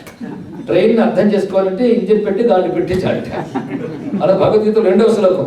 సర్వధర్మాన్ పరిత్యజ్య మామేకం శరణం ప్రజ. మీ పిల్లలకి ఈ శ్లోకాలు చెప్పించండి, మీరు చెప్పడమే కాకుండా. అని మీరు మానేకండి. సర్వధర్మాన్ పరిత్యజ్య మామేకం శరణం ప్రజ అహం త్వా సర్వపాపేభ్యో మోక్షయిష్యామి మా శుచః. నీకెందుకయ్యా, నువ్వేది చేస్తే చెయ్యి. ఆ చేసేటప్పుడు నేను ఉన్నానన్న స్పృహతో చెయ్యి. ఈశ్వరుడు ఉన్నాడు, ఈశ్వరుడు వల్లే చేయగలుగుతున్నాం. ఆయన ఉన్నాడు, ఆయన వల్ల చేయగలుగుతున్నామని మంచి పని చేస్తాం. ఆయన చూస్తున్నాడంటే మంచి పని చేస్తాం. అదే ఒక ఆఫీసులో పనిచేసినప్పుడు బాస్ కూర్చుంటే మీరు చాలా కేర్ఫుల్గా వర్క్ చేస్తారు. అవునా లేదు? అసలు బాస్ మీ దగ్గర ఎదురుగా సీట్లో కూర్చోక్కర్లే, తన క్యాబిన్లో తాను ఉన్నాడంటే ఇప్పుడు జాగ్రత్త ఉంటాం. ఆ బాస్ సెలవు పెట్టి వెళ్ళిపోతే ఇంక మీరు క్యాంటీన్లు ప్యాకెట్లు అన్ని వాడుకుంటారు. అంటే బాస్ ఉన్నాడని ఫీల్తో ఇక్కడ పనిచేస్తున్నావు కదా, వాడు కనబడకపోయినా. అలాగే బాస్ ఉన్నాడంటే ఎంత జాగ్రత్తగా ఉంటావో, భగవంతుడిని బాస్ అని హృదయంలో ఉన్నాడు కనుక ఎప్పుడు జాగ్రత్త ఉంటావు. Is observing everything. ఆయన అబ్జర్వేషన్ ఉన్నది అన్నప్పుడు ఎంత జాగ్రత్తగా ఉంటావు ఇక్కడ, అది చేసుకుంటా. అదే నేనున్నాను. కానీ ఈశ్వరుడు ఉన్నాడు అన్న స్పృహతో బతికించాను. ఉన్నవాడు ఈశ్వరుడే, మిగిలిన ఉండి పోయేవి ఆయన ఉండిపోయేవాడు. ఇది తెలుసుకుంటాడు. ఎప్పుడు ఉన్నవాడు ఆయన, కానీ ఎప్పుడు ఈశ్వరుడు ఉన్నాడు అని తెలుసుకుంటే జాగ్రత్తగా పనిచేస్తాం, ధైర్యంగా పనిచేస్తాం. రెండు ఉంటాయి ఇక్కడ. ధర్మము ధైర్యము రెండు ఉండాలండి. ధర్మంగా రైటియస్ లైఫ్ ఎందుకు ఆయన ఉన్నాడు. అంతేగాని అవతల వాడు చూస్తే ధర్మంగా ఉండడం, వాడు చూడకపోతే అధర్మంగా ఉండడం. దొరికితే దొంగలని మాట్లాడినారు కదా, దొరికితే దొంగ, దొరకపోతే దొర. అదే మనం దొరకపోతే దొంగతనం చేద్దాం కాదు. దొరికినా దొరకకపోయినా చూసేవాడు కన్ను ముయ్యలు, వాడు చూస్తూనే ఉంటాడు. కాబట్టి నేను ఎప్పుడు దొరలాగే ఉంటాను తప్ప దొంగగా బతకూడదు అనుకోండి. ఎంత బాగుంది, ఎన్ని వాల్యూస్ వస్తున్నాయో చూడండి. మీరే టైటిల్స్ పెట్టాలి, కొత్త ప్రవచనం మీరు రాయాలి, పాఠాలు పాయింట్ అలా ఉండాలి. వాడు ఉన్నాడు, అది ఎప్పుడు గుర్తుపెట్టుకోవాల్సింది ఇక్కడ. అదే ధర్మం ఎక్కడున్నా దైవం అక్కడ ఉంటాడు, దైవం ఎక్కడ ఉంటుంది దైవం ఉంటుంది. నేను ధర్మం తప్పను అంతే. కష్టం వస్తుందా, కష్టం వచ్చినా ధర్మం తప్పను. ఇది బాగా తెలుసుకోవాల్సిన అంశం. మొత్తానికి ఏడవకు అని మొదలుపెట్టి ఏడవకను పూర్తి చేశాడు. దీనిలో మిగిలినంత మెసేజ్ అంతా మధ్యలో ఉంది ఇక్కడ. కనుకనే ఏడవకయ్యా అన్నాడు. ఎప్పుడైనా మనం ఏది కాదో దాన్ని వదిలించుకోవాలనుకుంటాం. నేను చెప్పింది జాగ్రత్తగా వింటున్నారా? మనం ఏది కాదో దాన్ని వదిలించుకోవాలి. అంటే ఏది అన్నేచర్లో దాన్ని తీసేద్దాం అనుకుంటాం. అన్వాంటెడ్ మెటీరియల్ అంటే అదర్ దెన్ యూ. నువ్వు కాక మిగిలిందంతా అన్వాంటెడ్ మెటీరియలే. తీసే ఎంత హ్యాపీగా ఉంటుందో. ఎలాగంటే బురద అంటుకుంది అనుకోండి, కాలుతో కడిగేసుకోవాలనుకుంటారు, వాష్ చేయాలనుకుంటారు. ఎందుకు? బురద నీది కాదు కనుక, కాలు నీది. కానీ నీ కాలుని కాపాడుకోవడానికి నీది కానీ బురద తీసేస్తున్నావు. అలాగే దుఃఖం ఎందుకు పోవాలనుకుంటావో తెలుసా? చెప్పండి. నీ స్వరూప ఆనందం. Your nature. గొప్ప మాట ఇక్కడ. యువర్ నేచర్ ఈజ్ ఆనందం. ఆనందం అనే దానికి నాకు ఈక్వాలిటీ వాళ్ళు దొరకలేదండి. హ్యాపీనెస్, ప్లెజర్ వీటికంటే పైది ఆనందం. ఇంకా చెప్పండి బ్లిస్, ఇది కొంతవరకు సరిపోతుంది ఇక్కడ. నీ స్వరూప ఆనందం, కానీ నువ్వే ఆనందం ఎప్పుడు ఏడుపెట్టే నీకు. It's our nature. తీసే బాగుండదు. అందుకే నేను ఆనంద స్వరూపుణ్ణి. అందుకు నువ్వెవడివి? చిదానంద రూప శివోహం. ఒక్కసారి అనుకోండి, దుఃఖం నాది కాదు, నేను ఆనంద స్వరూపుణ్ణి, నేను శాశ్వతుణ్ణి, ఐఎమ్ ఎటర్నల్. ఎలా ఎటర్నల్ అయ్యో ఈ శరీరం పోయిన నేను ఉంటా, అది ఎటర్నల్. I'm eternal. నేను సత్ చిత్ ఆనందం, నేను ఎటర్నల్. అంతే కదా, నేను చైతన్యం, నేను ఆనందం. ఒక్కసారి అనుకుంటే చాలు. మిగిలిన వేదాంతం అంతా అర్థమైన అర్థం కాకపోయినా ఇదొక్కడు చాలు. నేను శివుణ్ణి, నేను సింహాన్ని. ఇది తెలుసుకుంటే ఇంకేం కావాలండి? ఇక్కడ ఆనంద స్వరూపుడు పరమాత్మ నాలోనే ఉన్నట్టే ఆయనే చెప్పాట. తెలుసా నీకు? అహమాత్మ గుడాకేశ సర్వభూతాశయ స్థిత అహం ఆదిత్య మధ్యచ్చ భూతానామంత ఏవచ. ప్రతి వారి హృదయంలో ఆత్మగా ఉన్నవాడు నేనే. ఈ సృష్టి స్థితిలకి ముందు వెనక మధ్యలో ఉన్నవాడు నేనే అని ఆయన చెప్పినప్పుడు ఆ నేనే అన్నవాడు నాలోనే ఉన్నాడు. ముందు నాలో ఉన్నవాడిని చూస్తే నేను వాడి వైపు తిరుగుతుంది. నేను వాడి వైపు తిరిగాక నేను వాడైపోతాను. ఇదేంటంటే నేను వాడి వైపు తిరిగా నేను వాడైపోతానంటే, ఒక చిన్న కుండలో నీరు తీసుకోండి, ఆ నీరు తీసుకెళ్ళి నదిలో వేసేయండి. ఏమైంది? నది అయిపోయింది. నదిలో నీరు కుండలు తీసి నదిలో వేసాం. కనుక నాలో ఈ శరీరం అనే కొండలో ఉన్న నేను పరమాత్మ అనే నేనులో పడిపోతే ఏమైంది? కలిసిపోయింది. అదే అహం బ్రహ్మాస్మి అన్నారు ఇక్కడ. అది అర్థమవుడు. అటు నుంచి ముందు నాలో పరమాత్మ ఉన్నాడు అన్నప్పుడు అర్థమవుతుంది. వాడు గమనిస్తున్నాడు, నన్ను ఎలా గమనిస్తున్నాడు, నిన్ను ఎలా గమనిస్తున్నాడు. నీలో నాలో కాదు, సూర్యుల్లో ఆయన ఉన్నాడు, చంద్రుల్లో ఆయన ఉన్నాడు. ఇన్ని చోట్ల ఉన్నప్పుడు నేను ఎక్కడుంటే అక్కడే ఉన్నాడు. కనుకనే నన్ను బంధించి చెరసాల్లో పెట్టిన భగవంతుడు ఉన్నాడు. ఆ ధైర్యం ఉండాలండి ఇక్కడ. అందుకే అలెగ్జాండర్ వచ్చినప్పుడు మా దేశంలో దండయాత్రకు వస్తే ఒక ఆయన కూర్చున్నట్టు గోచి కట్టుకుని నవ్వుతున్నాడు, ఆనందంగా ఉన్నాడు. నేను చక్రవర్తిని, ఇంత ఆర్మీతో వస్తున్నాను, నువ్వు లేచి భయపడి నిలబడాలి కదా, ఎందుకు అలా ఉన్నాయి? చక్రవర్తి ఎవరికన్నా అఖండ భూమంటారండి. అయితే నాకే ఉన్నాడు. ఎందుకంటే నాకు నువ్వు రాజుకో, నాకు నేనే రాజు. చంపేస్తా, చంపే, నన్ను చంపలేవు నువ్వు చంపే శరీరాన్ని, నన్ను కాదు. దేన్ని నువ్వు చెప్పలేవు, అది నేనని నాకు తెలుసు. ఏం చేయగలవు అంటే భయపడి దండం పెట్టాడు. అది భారతదేశం, అది ఆన్సర్ తెలుసుకో. అంత విశేషంగా చెప్పాడు. తను నేనేమిటో ఎంత దగ్గర తిరిగాలి. అందుకే బయట సంఘటన జరిగినప్పుడు నువ్వు రియాక్ట్ అయిపోతావు. సుఖం జరిగితే సుఖం అనుకుంటావు, దుఃఖం ఉంటే దుఃఖం అనుకుంటావు. ఈ రెండు వచ్చినప్పుడు ఇప్పుడు గుర్తుండాలి, ఏది పర్మనెంట్ కాదు. అది ఎలాగంటే ఒకప్పుడు పాండవులు అడవుల్లో ఉన్నప్పుడు కృష్ణుడు పరమాత్మ వెళ్ళి పలకరించడానికి వెళ్ళాడు. బాగున్నారా అని అడిగాడు. ఏదో నీ దేవాలు మేము బాగున్నాను ఆయన అన్నారు. ఇక్కడ నువ్వు ఆ జోద వాడినప్పుడు నేను అక్కడ లేను, లేకపోతే నేను రక్షించేవాడిని అన్నాడు. అదో మాట. అంటే భగవంతుడు ఉంటే అంటే అప్పుడు పిలిచి పక్కన పెట్టుకుంటామండి. అందుకు నేను ఎక్కడికైనా ఫోటో పట్టుకెళ్తానండి అంటే ఫోటో పట్టుకెళ్ళి నీకు చెమటలు పడితే లాభం ఉంది, ఆయన ఉన్నాడని ఫీల్ ఉండాలి కనుక అక్కడ చమత్కారం మాట్లాడాడు. అక్కడ లేని కనుక నేను కాపాడలేదంటే మరి ద్రౌపదిని ఎలా కాపాడు అని అడగాలి. అంటే ద్రౌపదిని కాపాడాడు ఇక్కడ, అక్కడ లేడు అంటే అర్థం ఆడేటప్పుడు ధర్మరాజు కృష్ణుడు గుర్తు తెచ్చుకోవాలి. అప్పుడు గుర్తు తెచ్చుకుంది కనుక భగవంతుడు అక్కడ ఉంటాడు, గుర్తు తెచ్చుకుంటే కాపాడు. ఇంకోటి ఏమున్నది ఇక్కడ? నేను పక్కనే నీళ్లు ఉంటాయి, తాగితే అది రుచి తెలుస్తుంది. ఇక్కడ స్మరణ కావాలి. సరే ఏదో అయ్యింది, ఏం పర్వాలేదులే, కష్టాలు కలకాలం ఉండవు, నువ్వు బాగుపడిపోతావు అంటే అని చెప్పేసి ఓదార్చి రథమెక్కుతున్నాడు కృష్ణుడు. ఇప్పుడు ధర్మరాజు వచ్చి అసలు రోజులు బాగులేదు మంత్రోపదేశం చేస్తావని అంటాడు. మనకి సాధారణంగా ఉంటుంది, కష్టం వచ్చి గురుగారి దగ్గర మంత్రం అడుగుతాం, ఆయన ఏదో కష్టపడి ఇచ్చేస్తాడు. వెళ్ళి దగ్గర నుంచి మంత్రం మర్చిపోతాం గురుడు. సరే మొత్తాన్ని మంత్రం రాసిచ్చాడు ఆయన. ఈ మంత్రం 2 టైముల్లో చేస్తే చాలు, ఎక్కువ ఇది బాగుంది, ప్రతిరోజు గంట చేయాలి. 2 టైమ్స్ చేయి. సుఖం వచ్చినప్పుడు, దుఃఖం వచ్చినప్పుడు, ఈ 2 వచ్చినప్పుడు ఈ మంత్రం చెయ్యి. అది వచ్చినప్పటి వరకు నేను ఫోల్డ్ చేసి ఓపెన్ చేయగలన్నాడు.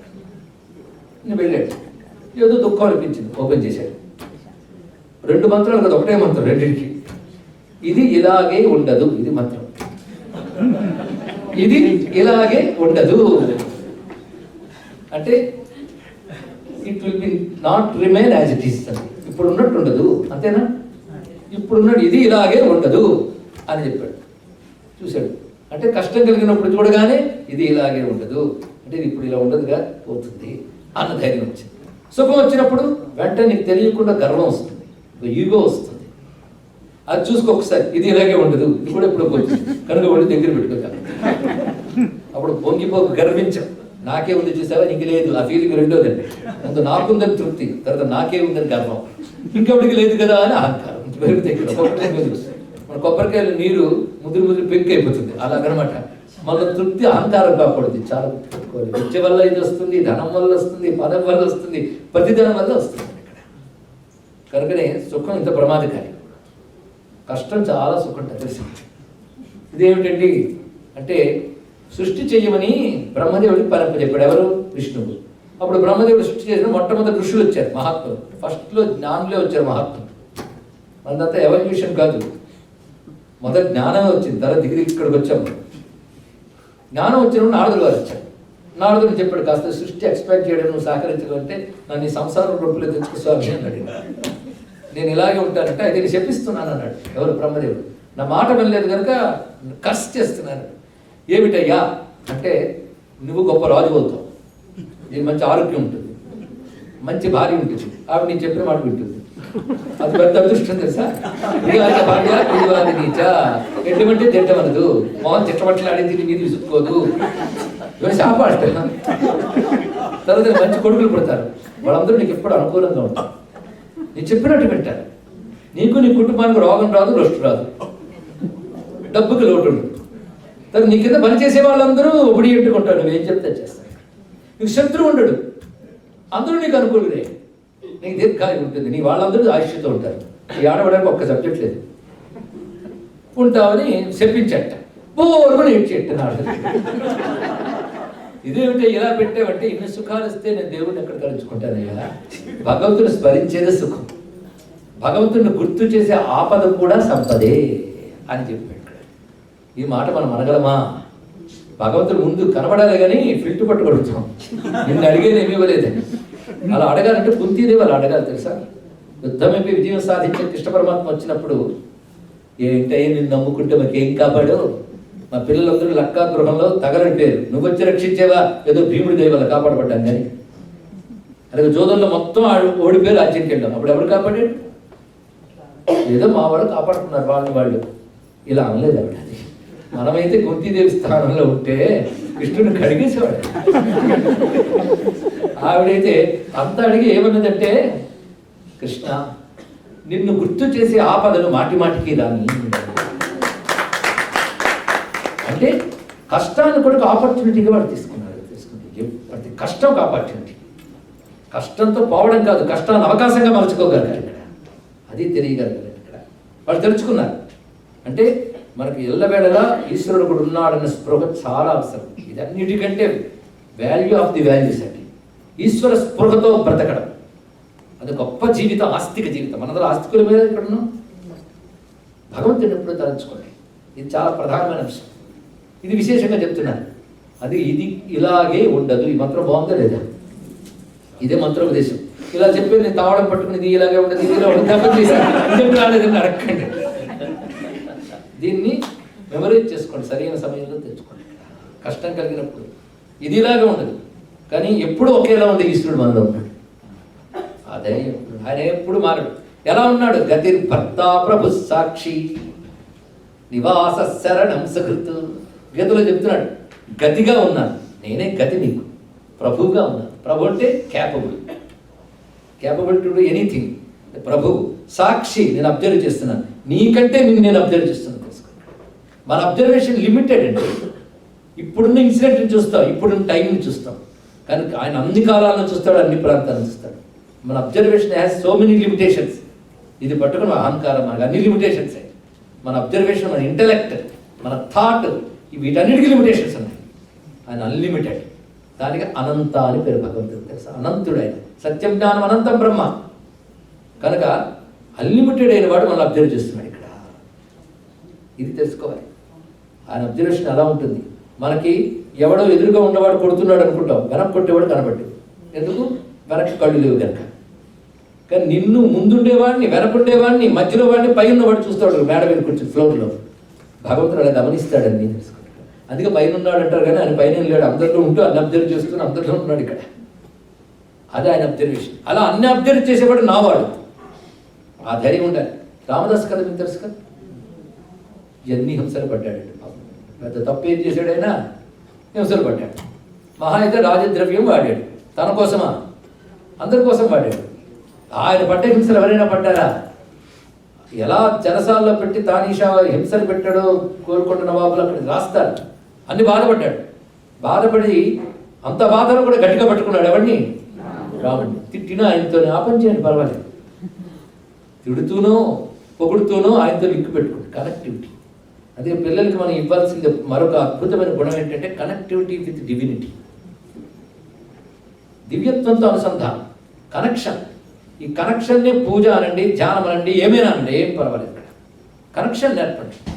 మీ పిల్లల్ని మీరు ఎక్కడికి పంపించేసినా వాడికి భగవంతుడిని స్పృహ వాడిని రక్షిస్తుంది. కనెక్టివిటీ ఇవ్వండి. భగవంతుడిని తలంచుకోవడం అనే నేచర్ అలవాటు చేయండి ఇక్కడ. అందుకే మనకి పిల్లల బాల్యం నుంచే నేర్పాలి. ఎప్పటి నుంచి ఎందుకండి అంటే ప్రహ్లాదుడి వయస్సు ఎంతండి, ధ్రువుడి వయస్సు ఎంతండి, మార్కండేయుడి వయస్సు ఎంత, సుఖయోగితుడి వయస్సు ఎంత. కనుక నేను దానికి ఆఫ్టర్ రిటైర్మెంట్ స్కీమ్ పెట్టకండి. చిన్నప్పుడే వాడికి నేర్పాలి. ఇక్కడ వాడికి ఒక్కటి ఆపదకిం కరణీయం స్మరణీయం చరణకమలమంబాయా తస్మరణం కింకురుతే బ్రహ్మాదీనామపి కింకరీకురుతే అన్నాడు. ఇక్కడ ఆపద కలిగినప్పుడు ఈశ్వరుని స్మరించడం స్వభావం నేర్పడబడి. అయితే మీ పిల్లలకి మైండ్ సెట్ వాళ్ళు తిరుగుతున్న ప్రభావం బట్టి ఏర్పడుతుంది. కన్ఫ్యూజన్ అయిపోతున్నారు, ఇంట్లో ఒకటి బయట ఒకటి అని ఒక కంప్లైంట్ పెద్దవాళ్ళ నుంచి వినబడుతుంటుంది. ఎప్పుడు అలా అనుకోవద్దు. బయట ప్రపంచం ఎప్పుడు ఒక్కలా ఉండదు, అది ఎప్పుడు అనేక డిఫరెన్సెస్తోనే ఉంటుంది. కానీ మీ పిల్లవాడికి సంస్కారం ఆలోచన ఇంట్లోంచి ఇవ్వండి. ఎందుకంటే బయట మైండ్ సెట్ యొక్క ప్రభావంతో వాడు ఏమైనా ఆలోచించవచ్చు గాక, కానీ ఇంట్లో ఒక ఇలా ఆలోచించాలైనా బయట ఎక్కడున్నప్పటికీ కూడా నువ్వు ధైర్యంగా ఉండాలి. భగవంతుడు ఉన్నాడు, ఏ కష్టం వచ్చినా నాతో చెప్పు, నేను చెప్తాను. భగవంతుడు తలంచుకో, ఈ భరోసా ముందు ఇవ్వాలి. అందుకే తల్లిదండ్రులు పిల్లలకి ఒక వయసు వచ్చి ఇద్దరు స్నేహితులే అని చెప్పారు, ఫ్రెండ్స్ అండి. తల్లిదండ్రులు కంటే గొప్ప ఫ్రెండ్స్ పిల్లలకు మనకు ఉండదు. శ్రేయోభిలాషుల్లో తల్లి కంటే తండ్రి కంటే మరెవ్వరూ కాదు. మీరు వాళ్ళ ఫ్రెండ్స్ అనుకున్న వాళ్ళు కూడా ఆఫ్టర్ సమ్ టైం ఎవరి దారి వాళ్ళది. తాను బ్రతుకున్నంత కాలం మీ గురించి ఆలోచించేది తల్లిదండ్రులే. తాము బ్రతుకున్నంత కాలం అన్నారు, మీరు బ్రతుకున్నంత కాలం కాదు. అందుకే తల్లిదండ్రులు ఫస్ట్ ప్రయారిటీ. వాళ్ళకే బాగా తెలుసు. వాళ్ళు ఏం చేయాలంటే వాళ్ళ తల్లిదండ్రులు మర్చిపోకూడదు, వాళ్ళ తల్లిదండ్రులు మర్చిపోకూడదు. కనుక వాళ్ళందరూ ఏ పరంపర, ఏ ధర్మంలో ఉన్నారో ఆ ధర్మానికి నువ్వు కట్టుబడి ఆ ధర్మాన్ని పిల్లలకి నేర్పు. నాయన, నువ్వు బయట ఏ ప్రపంచాన్ని చూసినా నువ్వు తినే తిండి ఇంట్లో, నీకు వచ్చిన శరీరం మా రక్తంతో వచ్చి, మా రక్తానికి కారణం వాళ్ళ రక్తం. ఇలా నీ వెనకాలంటే ఇది రూట్స్, వీటిని మర్చిపోకనైనా. అందుకే చెట్టు కొమ్మను పెంచుకుంటూ ఆకాశం దాకా ఎదగవచ్చు, కానీ భూమితో సంబంధం కట్ చేసుకోకూడదు. ఎవరా లేదా? ఎంత స్ప్రెడ్ అయినా, ఎంత బ్రాంచెస్ విస్తరించినప్పటికీ కూడా భూమితో ఉన్న రిలేషన్ మాత్రం వదలకూడదు. ఆకాశంకి హద్దు లేదు, అంతే కదా. లిమిటేషన్స్లో ఎంతకైనా ఎదగచ్చు ఆకాశం. మన చెట్టు భూమిలో ఆ కట్టు మాత్రం తెచ్చుకోకూడదు, అప్పుడు ఎదగదు. అలాగే మీరు బయట ప్రపంచంలో ఎంత ఎదిగినా ఇంటితో ధర్మంతో ఉన్న బంధం తెగకూడదు. అది చాలా ప్రధానం. దానితో ముడిపడి ఉండాలి. అవి ఇచ్చిన ఆలోచనలు తెచ్చుకోండి. ఇక్కడ కన్ఫ్యూజన్ ఏం లేదండి. ఎందుకంటే మీరు ఎన్ని సైన్సెస్ చదువుతున్నారు కాలేజీకి వెళ్తే, ఫిజిక్స్, కెమిస్ట్రీ, హిస్టరీ, మ్యాథమెటిక్స్ ఎన్ని చదువుతారే. అమ్మ ఇన్నా కన్ఫ్యూజన్ అంటే ఒకటి ఉంటే చాలు అంటారా? ఇన్ని తీసుకుంటూ మీకు ఏది కావాలో అది వాడుకుంటారు. మ్యాథ్స్ ఎప్పుడు వాడుకోవాలి, కెమిస్ట్రీ ఎప్పుడు వాడుకోవాలి, ఇవన్నీ వాడుకుంటారు. దానిలో ఒక స్పెషలైజేషన్ ఏదో ఒకటి చేస్తారు. అంటే అన్ని గ్రహించగలిగే శక్తి చిన్నప్పుడు ఉంటుంది. అలాగే భాషలు కూడా చిన్నప్పుడే భాష నేర్చుకుంటేట ఒక 4 లాంగ్వేజెస్ నేర్చుకోవచ్చు చిన్నప్పుడు. వాడి బ్రెయిన్ పవర్ అలా ఉంటుంది. పెద్ద నేర్చుకోవాలంటే వాడి పుస్తకాలు చూస్తుంటారు.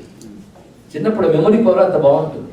అదే చైల్డ్గా ఉండేటప్పుడే అన్ని లాంగ్వేజెస్ నేర్చుకోవాలట. నేర్చుకుంటే బ్రెయిన్ పవర్ పెరుగుతుంది.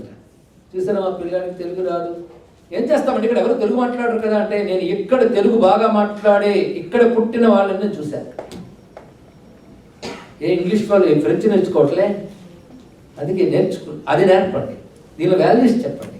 తప్పకుండా వాళ్ళకి నేను కట్టుబడి ఉంటారు. ఎప్పుడు భగవంతుడు ఉన్నాడన్న ఒక విషయాన్ని ఎప్పుడు మరువరాదు. ఇది తీరకుండా. అయితే మనం ఎన్ని విన్నా బయట వచ్చేటటువంటి సిచ్యుయేషన్స్, ఇన్సిడెంట్స్ వల్ల తప్పకుండా ఇన్ఫ్లుయెన్స్ అవుతాం. మనసులో మూడ్స్ చేంజ్ అవుతాయి. ఒక మూడు చాలా డిప్రెషన్ తీసుకెళ్ళిపోతుంది. కానీ అలాంటప్పుడే నువ్వు ఇప్పుడు విన్నవి ఒక రికలెక్ట్ చేసుకో, చాలా అవసరం. అందుకే కొన్ని లైన్స్ రాసుకుంటారు గోడ మీద, కొంతమంది కొటేషన్స్, రిమైండర్స్ పెట్టుకుంటారు. అవి నీకు ఎప్పుడు కూడా గుర్తు చేస్తాయి. అలా పెట్టుకోండి. ఈ వాక్యాలు తప్పకుండా పనిచేస్తాయి. ఈ మూడ్స్ అలా వచ్చినప్పుడు మాత్రం చచ్చిపోవాలనిపిస్తుంది అప్పుడప్పుడు. ఎవరికైనానండి, ఇంతమంది ఉన్నారు, ఎంతోమంది బయట ఉన్నారు. ప్రతి హ్యూమన్ బీయింగ్కి ఎంత గొప్పవాడైనా చచ్చిపోతే బాగుండన్న సిచ్యుయేషన్ ఎప్పుడైనా వస్తుంది. ట్రై చేయొచ్చు కూడా. ఆ ట్రయల్ ఫెయిల్ అయిపోతే బతికిపోతాడు, అంతే. కానీ ప్రతి వాడికి అనిపిస్తుంది కానీ ప్రతివాడు పోడు. అక్కడ మళ్ళీ ప్రారంభం అదృష్టం నేను వాటి మాటలు ఇప్పుడు ఆడట్లేదు. మన చేతిలో ఏదుందో అదే చెప్తున్నాను. మనం చేయగలిగేటప్పుడు ఇక్కడ ఆ సిచ్యువేషన్ ఎదురు ఎలా ట్యాకిల్ చేయాలి అది ఒక్కటి నేర్పాలి. అది చేయాలంటే మళ్ళీ మాకు హనుమంతుడు గురువు గారు. హనుమంతుడు సీతాన్వేషణకు బయలుదేరాడు. ఎంత కాన్ఫిడెన్స్తో బయలుదేరాడు మీకు తెలుసు కదా. ఆ కాన్ఫిడెన్స్ ఏంటంటే ఐ కెన్ డూ అని మాత్రమే కాదు, ఇంకోటి ఉంది, నేను ట్రై చేస్తాను, అక్కడ కాకపోతే అక్కడికి వెళ్తాను, అక్కడ కాకపోతే అక్కడికి వెళ్తాను. ఎంత బాగా చెప్పాడు తెలుసా. నేను బయలుదేరుతున్నాను, ఇప్పుడు ఎలాగైనా సరే సీతమ్మను చూస్తాను అంటే ఒక పని ప్రారంభించడానికి ముందు మనకి కాన్ఫిడెన్స్ ఉండాలి. తప్పకుండా చేస్తాను చూస్తాను అని అనిపించాలి. సెల్ఫ్ కాన్ఫిడెన్స్ చాలా అవసరం. అంతేగాని ఇది బయలుదేరుతున్నాను కానీ ఆశలు పెట్టుకోకండి. ఎక్కువైతే చేస్తాను అనలేదండి, వెళతానన్నాడు. ఇక్కడ ఎలా వెళతాను అంటే యథా రాఘవనిర్ముక్త సరస్వసన విక్రమ గచ్చే తద్వద్గమిష్యామి లంకాం రావణ పాలిత. రాముడు వదిలిన బాణంలో వెళ్తున్నాను అన్నాడు. ఈ ఆప్టిమిస్టిక్ థాట్ చాలా అవసరం. రాముడు వదిలిన బాణం అంటే అది అనుకుని దాన్ని సాధిస్తుంది. నేను అలాగే వెళ్తున్నాను. ఎంత చక్కగా చెప్పాడు. అదే వదిలినగా రాముడు వదిలిన బాణం అంటే భగవంతుడు శక్తి నాలో ఉంది. బాణం వచ్చి కొట్టిందంటే వదిలినవాడు బలం. అలాగే నేను బాణం లాంటి వాడిని వెనకాల రాముడు ఉన్నాడు. అంత వినయంగా సెల్ఫ్ కాన్ఫిడెన్స్ ఎంత చెప్పాడో ఫెయిత్ ఆన్ గాడ్ అంత చెప్పాడు. రెండు చెప్పాడు. రెండు ఉండాలండి ఇక్కడ. అయితే సెల్ఫ్ కాన్ఫిడెన్స్ అవసరమా, ఫెయిత్ అవసరమా? పిల్లలు చెప్పండి. Both are required. అది ఎలాగంటే మా రామకృష్ణ పరమహంస చెప్తారు, ఒక క్లాత్ని సిజర్తో కట్ చేస్తాం. సిజర్లో ఏ బ్లేడ్ కట్ చేసింది? రెండు కలుపు కదా, రెండు బ్లేడ్స్ కలిస్తే సిజర్. అలాగే నీ కాన్ఫిడెన్స్ అంత అవసరం, భగవంతుడి ఫెయిత్ అంత అవసరం. రెండు అవసరం అన్నాడు. రెండు అయితేనే ఎదురు సాధిస్తాం. అలా వెళ్ళిన వాడు పైగా ఒకవేళ సీత అక్కడ లేకపోతే ముందే అన్ని ప్లాన్ చేయాలి. ప్లానింగ్ ఇలా ఉండాలి. మా హనుమంతుడు లేక ఒకవేళ సీత అక్కడ లేకపోతే అక్కడ నుంచి స్వర్గానికి వెళ్తాను. ఎందుకంటే రావణాసుడు అక్కడ పెట్టేసి ఉంటాడు. అక్కడ కూడా దొరకలేదనుకో తిన్నగా వచ్చి లంకకు వచ్చి రావణాసురుడిని లంకని తోకతో చుట్టూ రాముడి దగ్గర పెడతాను. వాడు చూసుకుంటాడు. ఏం కాన్ఫిడెన్స్ అండి. ఎంత కాన్ఫిడెన్స్తో బయలుదేరినప్పుడు హుషారుగా ఎగిరాడు. మధ్యలో ఆటంకాలు వచ్చి అబ్స్టేకల్స్ ఒక్కొక్కటి క్రాస్ చేసి వెళ్ళాడు. వెళ్ళిన తర్వాత చూడాలి ఎంత వెతికాడో లంకలో. ఎన్ని వెతికాడో, వెతకని చోటు లేదు. అక్కడ భూగర్భ గృహాలు ఉన్నాయట, సెల్లార్ హౌసెస్, వాటిలోకి దూరాడట. ఇంకా పైన ఉన్నటువంటి భవనాలు, రకరకాల ఉద్యానవనాలు అంటే గార్డెన్స్ అన్నీ తిరిగాడు. ఎక్కడ సీతమ్మ కనబడలేదు. లంకంతా తిరిగేశాడు మహానుభావుడు. పైగా వాడికి వ్యూ ఉంటుంది, పైనుంచి చూస్తే మొత్తం కనిపిస్తుంది. అవన్నీ తిరిగేశాడు. కనుక సీతమ్మ లేదు అనే భావం కలిగింది. సీతమ్మ లేదంటే ఇంత ఉత్సాహంగా బయలుదేరిన వాడికి పని ఫ్రూట్ఫుల్ కాలేదు. అప్పుడు ఏమనిపిస్తుందండి, చా ఇంత చేశానే, ఇప్పుడు వెనక్కి ఎలా వెళ్తాను? వెనక్కి వెళ్తే అది అవమానం. ఎందుకంటే పని జరగలేదు. కొంతమంది గొప్పవాళ్ళు అవమానం ఫేస్ చేసుకోలేని తెచ్చిపోవాలనుకుంటారు. అవునా లేదా? ఇది అవమానం. అవమానం అయితే నేను వెళ్తాను. ఒక్కొక్కరు నాకు అవమానమే కాకుండా వాళ్ళు గ్రేట్ లాస్. నేను పని సాధించలేకపోయానంటే సుగ్రీవుడు తట్టుకోలేడు. ఎందుకంటే ఆయన కమిట్ అయిపోయాడు. ఆయన కమిట్మెంట్ వేస్ట్ అయిపోయింది. రాముడు సీతమ్మ లేక నిలవలేడు. అటు ఇటు అందరూ దెబ్బతింటారు. కాబట్టి నేను ఇక్కడ నుండి పడి మంచిది, వెళ్ళను నేను అంటే ఎస్కేప్ నిజమా. నేను ఇక్కడే ఉంటాను. ఉండేం చేస్తావు? వెతుకుతాను. అంతొకటి. ఎంతవరకు వెతుకుతావు? సీతమ్మ దొరికే వరకు వెతుకుతాను. అది ఆ పట్టు ఉండాలి. ఒకవేళ నేను వెళ్ళడం కంటే ఈ సముద్రంలో పడి చచ్చిపోవడం బెటరు, అగ్ని రగిల్చుకుని అందులో పడిపోవడం బెటరు. ఇలాగే అంటాడు హనుమంతుడు. అందులో చదవండి సుందరకాండలో. హనుమంతుడికి కూడా సూసైడ్ కమిట్ చేయాలి అనిపించింది అనమాట అని కాదు. ఆయన ఏమంటున్నాడు, వెళ్ళి చెప్పడం లేదని చెప్పడం కంటే పోవడం బెటర్. కానీ పోకూడదు, చనిపోకూడదు. అది అంటున్నాడు హనుమంతుడు. వెంటనే అంటాడు, ఎప్పుడు చనిపోకూడదు, బ్రతకాలి, అనుకున్న సాధించే వరకు బ్రతకాలి. నా మీద నమ్మకం ఉండాలి, భగవంతుడిని నమ్మకం ఉండాలి, చేసే పని మంచిదవ్వాలి. ఈ మూడు నా దగ్గర ఉంటే తప్పకుండా భగవంతుడు నాకు మంచి తోవ చూపిస్తాడు అనుకున్నాడు. ఇంకా సీతమ్మ జాడ కనబడలేదు. అప్పుడు ఆయన అన్న మాట కూడా ఉంది, నేను సంస్కృతంలో చెప్తున్నాను. ఇంతకు అమ్మవారు చెప్పిన మాట గుర్తుందా? ఏది జీవంతమానందో నరం వర్ష శతాదపి. ఇక్కడ హనుమంతుడు చెప్పిన మాట చెప్తున్నాను. ఏమి చెప్తున్నాడంటే, వినాశే బహవో దోషాః జీవన్ భద్రాని పశ్యతి. ఈ వాక్యం అలాగే గుర్తుపెట్టుకోండి. వినాశే బహవో దోషాః. వినాశే అంటే నాశనం, అంటే చనిపోవడం. చనిపోతే ఆ చనిపోవడంలో అన్ని దోషాలు ఉన్నాయి. పోయామంటే పోయాం, ఏమీ లేదు వాడికి. పోయిన వాడికి ఏమీ లేదు. బ్రతుకున్న వాడికి ఎప్పటికోప్పుడు తప్పకుండా లభిస్తుంది. గుర్తుపెట్టుకోండి.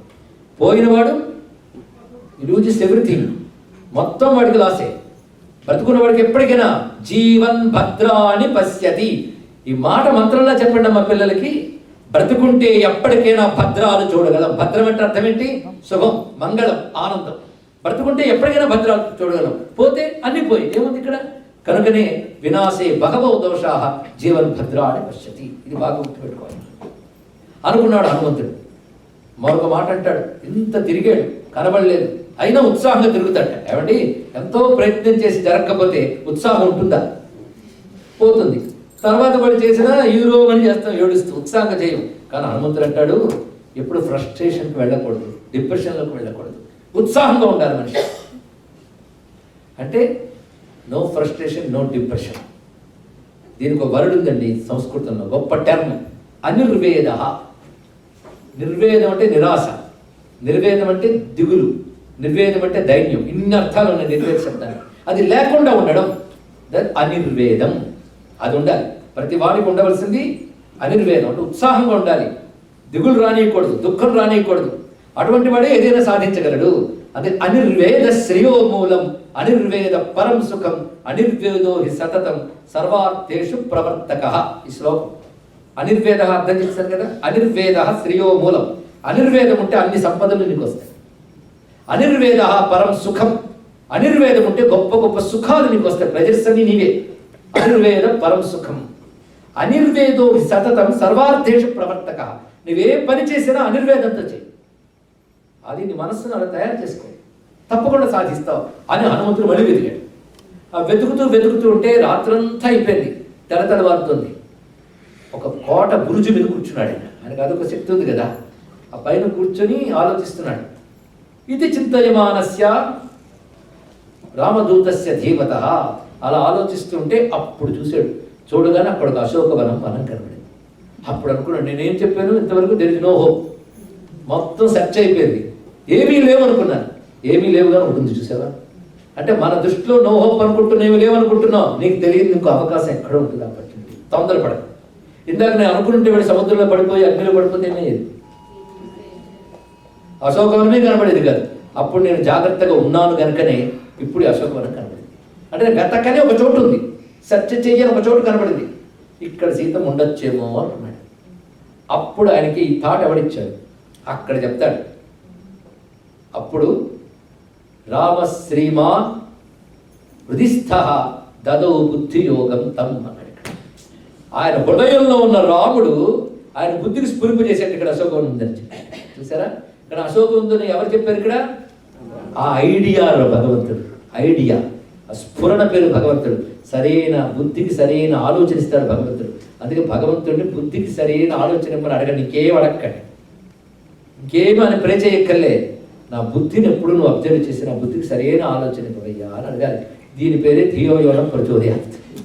బుద్ధిని మంచిగా ప్రేరేపించు. ఇది ఒక్కటే ప్రార్థిస్తే చాలండి. ఇక్కడ హనుమంతుడికి వెంటనే ఓ అశోకవనం ఒకటి ఉందే, నేను ఇందాక తొందరపడిపోయి ఆ సముద్రంలో పడిపోయి ఉంటే ఏమయ్యేది, అగ్నిలో పడిపోయి ఉంటే ఏమయ్యేది. అశోకవనం ఉందని తెలియదు, ఇప్పుడు తెలిసింది. కానీ నీకు తెలిసిన అన్ని మార్గాలు మూసుకుపోయి అని అనుకుంటావు, కానీ దేర్ విల్ బి ఏ వే అది తెలుసుకుందాం. మార్గం కనబడింది. తర్వాత పని ఎలా సాధించాడు. అందుకే అప్పుడు అశోకవనంలోకి వెళ్ళేటప్పుడు నమస్కారం చేసుకుంటున్నాడు. నమోస్తు రామాయ సలక్ష్మణాయ దేవ్యై తస్యై జనకాత్మజాయై నమోస్తు రుద్రేంద్ర యమానిరేభ్యో నమోస్తు చంద్రార్క మరుద్గణేభ్యః. ఒక్కసారి రాముని స్మరించాడు. ఎందుకంటే రామా డైరెక్షన్ అంటే ఇలా ఉంటుందండి. భగవంతుడి డైరెక్షన్ అంటే ఇలా ఉండాలి. అదే భగవంతుడు నీతో పాటు ఇచ్చి బోర్డులు రాస్తూ ఏరో రూట్స్ పెడుతూ ఉంటాడంటే ఇక్కడ బుద్ధిని ప్రేరేపిస్తాడు ఇక్కడ. అందుకే నిరంతరం భగవంతుడిని ఒక్కసారి మెడిటేట్ చేయి. మెడిటేట్ అంటే connectivity with divinity, with your mind. బుద్ధిని భగవంతుడితో అనుసంధానం చేయడమే ధ్యానం. అదే భగవంతుని అడిగితే ఇస్తాడా, లేకపోతే ఇవాడ పిచ్చి తిరిగితే అట్లొద్దు. ఆయన ఇచ్చేవే అన్నీ, అది తెలుసుకోవడానికి ధ్యానం చేయి, మెడిటేట్ చేయి. గ్రాటిట్యూడ్ ఉండాలా. అందుకే ప్రేమ out of love, out of fear కాదు. ప్రేమగా భగవంతుడిని ధ్యానించండి. ప్రేమ పేరు భక్తి, దట్ ఈస్ డివోషన్. కనుక పిల్లలకి మీరు ఎన్ని వాల్యూస్ నేర్పినా భగవంతునిపై ప్రేమ అనే వాల్యూ నేర్పండి. చాలాన్నిటికంటే గొప్పది ఇక్కడ లవ్ టువర్డ్స్ గాడ్. అది చాలా ప్రధానం. భగవంతునిపై ప్రేమ నేర్పండి. భగవంతుడు నన్ను ధీమాని ఇవ్వండి చాలు. ఇక్కడ ఎందరందరిని ఎలా కాపాడాడో కథని చెప్పండి. వాళ్ళ ధైర్యం వస్తుంది. ఆ తత్కాల కష్టం ఒకటి దాటిపోతే చాలండి. మనిషి వీక్ అయ్యేది కొంచెం కొన్ని సెకండ్సే. ఆ సెకండ్స్ వాడిని కాపాడగలిగితే చాలు. ఆ సెకండ్స్ ఈ చెప్పిన ఏ మాట అయినా మీరు రక్షిస్తుంది. ఆ సెకండ్స్ ఒక్కసారి భగవంతుని తలుచుకున్నట్టు చేయండి. అదే మనం పెద్దవాళ్ళు మైండ్ని ఎలా కంట్రోల్ చేయాలో సిస్టమ్ నేర్పారు, బాడీని ఎలా కంట్రోల్ చేయాలో సిస్టమ్ నేర్పారు. దాన్ని ఒక లైఫ్ స్టైల్గా చేర్చారు. ఆ లైఫ్ స్టైల్ పిల్లలకి ఆ సిస్టమ్ పేరు యోగా. యోగాభ్యాసం. యోగా అనేది nothing but the contribution of Hinduism. మర్చిపోదు. హిందూ మతంలో ఉన్న అనేక బ్రాంచెస్లో యోగా ఒకటి. ఆ యోగా ఇప్పుడు ప్రపంచం చూసి ఆహా ఆశ్చర్యపోతుందంటే ఇప్పుడు కొత్తగా మొదలవలే యోగా. కొత్తగా మనం రికగ్నైజ్ చేసాం. అది ఎప్పుడు ఉన్నది. అది వీళ్ళు రికగ్నైజ్ చేశారు కనుక మీకు దాని మీద రెస్పెక్ట్ ఉంది.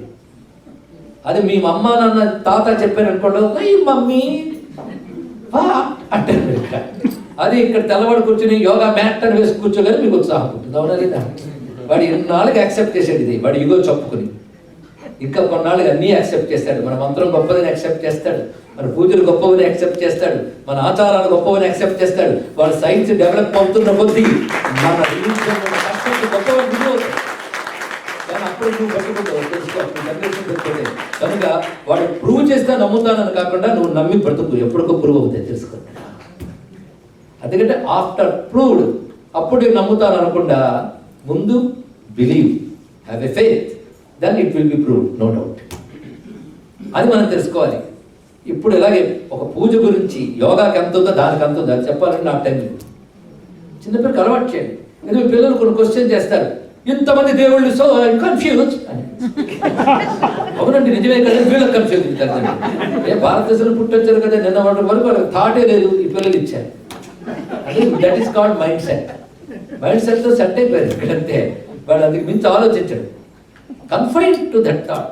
కొంచెం ఓపెన్ చేయండి, మీకు అర్థమవుతుంది. ఇక్కడ స్వీట్ కావాలి, ఏంటి స్వీట్ కావాలి. స్టాల్కి వెళ్ళారు, స్వీట్ స్టాల్కి. అక్కడ ఎన్ని కనబడతాయి? ఒకటే కనబడుతుంది, స్వీటే కనబడుతుంది.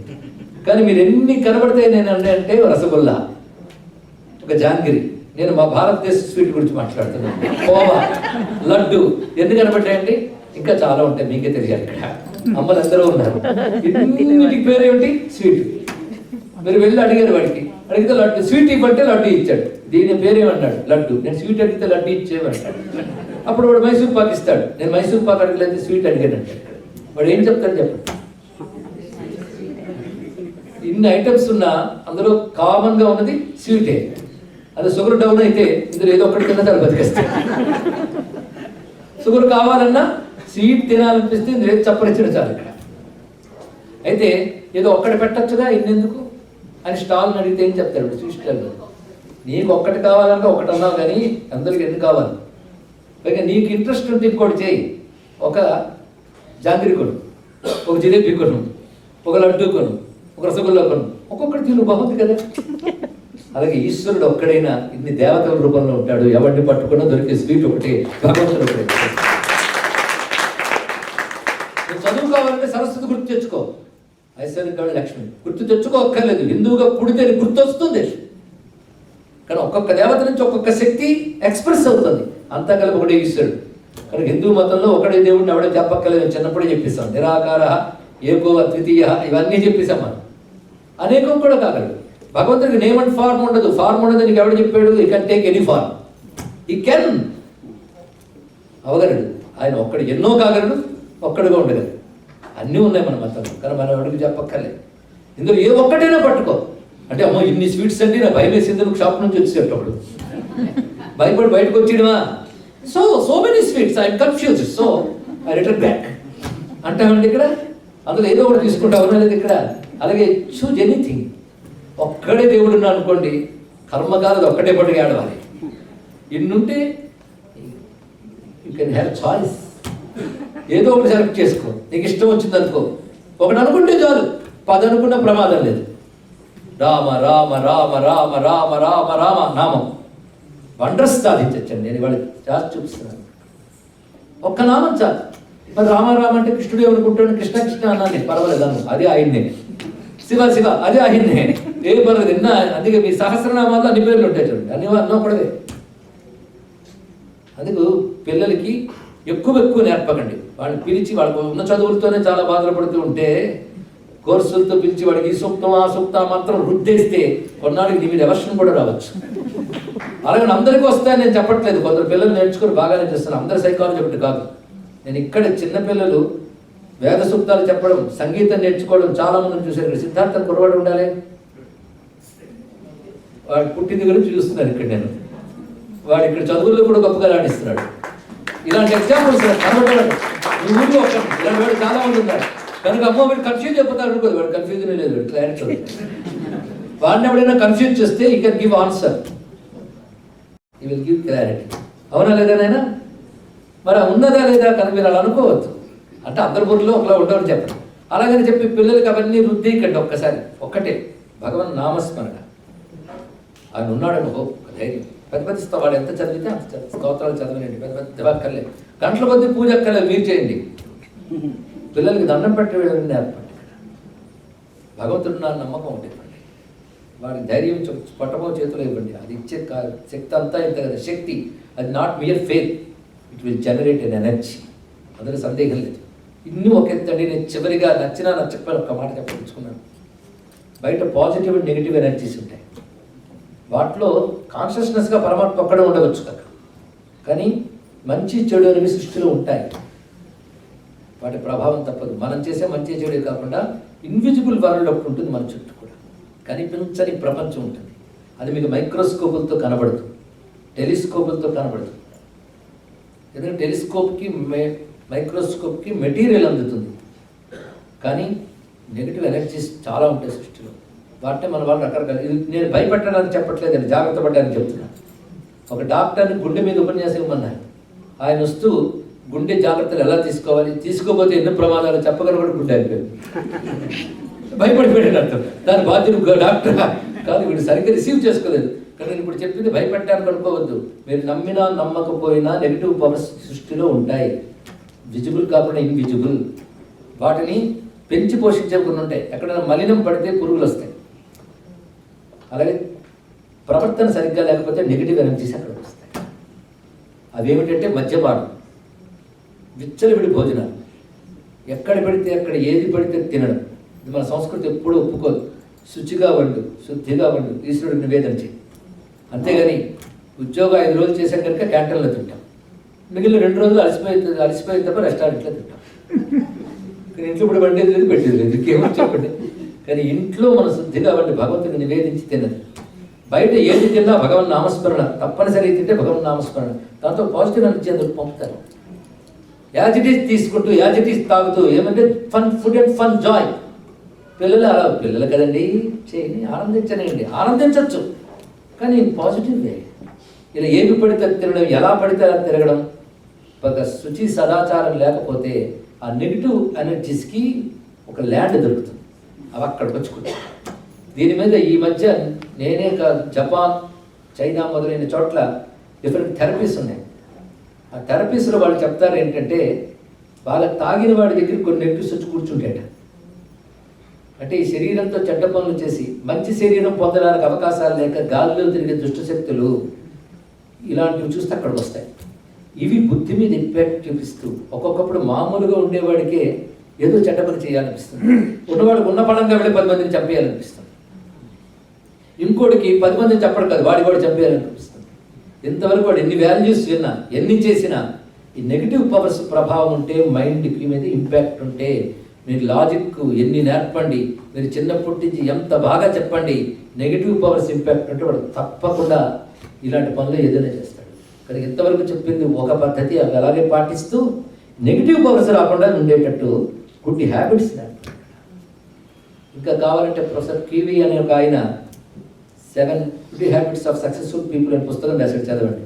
అందులో ఎక్కువ కోట్ చేసింది భగవద్గీత శ్లోకాలు అయినా. అది గుడ్ హ్యాబిట్స్. గుడ్ హ్యాబిట్స్ అంటే ఆలోచన ధోరణే కాదు, నువ్వు తిరుగుతున్న పద్ధతి. అది ఆహార విహారాల ఇంపాక్ట్ కూడా మనస్సు మీద ఉంటుంది. ఆహారం ఎన్ని పార్ట్స్ అవుతుందో ఉపనిషత్తు చెప్తాను చాంద్రోగ్యంలో. దాని గ్రాస్ పార్ట్ మాలిన్యం కింద వెళ్తుంది, సటిల్ పార్ట్ ప్రాణం కింద మారుతుంది, సటిలెస్ట్ పార్ట్ ఏదైతే ఉంటుందో అది మనస్సు కింద మారుతుంది అన్నాడు. తిన్నదాన్ని బట్టి, తిండి బట్టి మనస్సు ఉంటుంది అన్నాడు. అంటే అన్నానికి చాలా ప్రాధాన్యం ఇచ్చారు మన వాళ్ళు. అదే అన్నానికి నియమాలు పెట్టారు. ఎందుకంటే సర్వ జంతువులు అన్నం మీద చూస్తుంటాయి, కనిపించేవి కనిపించనివి కూడా. అన్నానికి అంత శుద్ధి చేసుకొని తినమని చెప్పారు. ఇవన్నీ సైన్స్, వాళ్ళ సైన్స్తో వాళ్ళు ఆలోచించి చెప్పారు. వాళ్ళు జ్ఞానంతో చెప్పిన దాన్ని అజ్ఞానంతో తీసి పారిస్తున్నాం. అజ్ఞానానికి రీజనింగ్ అని పేరు పెట్టుకుంటున్నాం. అందుకే శుద్ధి అయిన ఆహారం, సరైన ఆహారం తింటే సరైన బుద్ధులు పుడతాయి తెలుసుకుంటాం. అదే మంచి ఆలోచన రావాలంటే మంచి ఆహారం ఉండాలి. ఆహారం అంటే హైజీనిక్గా వండడమే కాదు, పయస్గా ఉండాలి, దానికి పద్ధతి. అందుకే బయట దుష్టశక్తుల ప్రభావం కూడా ఉంది, మనం నమ్మినా నమ్మకపోయినా ఉంటుంది. అదే పిల్లలైనా పెద్దలైనా బయటికి వెళ్తే వీడి ప్రభావం ఉంటుంది. దుష్టశక్తులు ఎవరిని ఎక్కువ ఆకర్షిస్తాయో కూడా చెప్పారు. దీని సైన్స్, దీని గురించి మాట్లాడాలంటే నాకు ఇవాళ చెప్పిన ఒక్కొక్క పాయింట్ మీద మనకు అట్లా చెప్పచ్చు.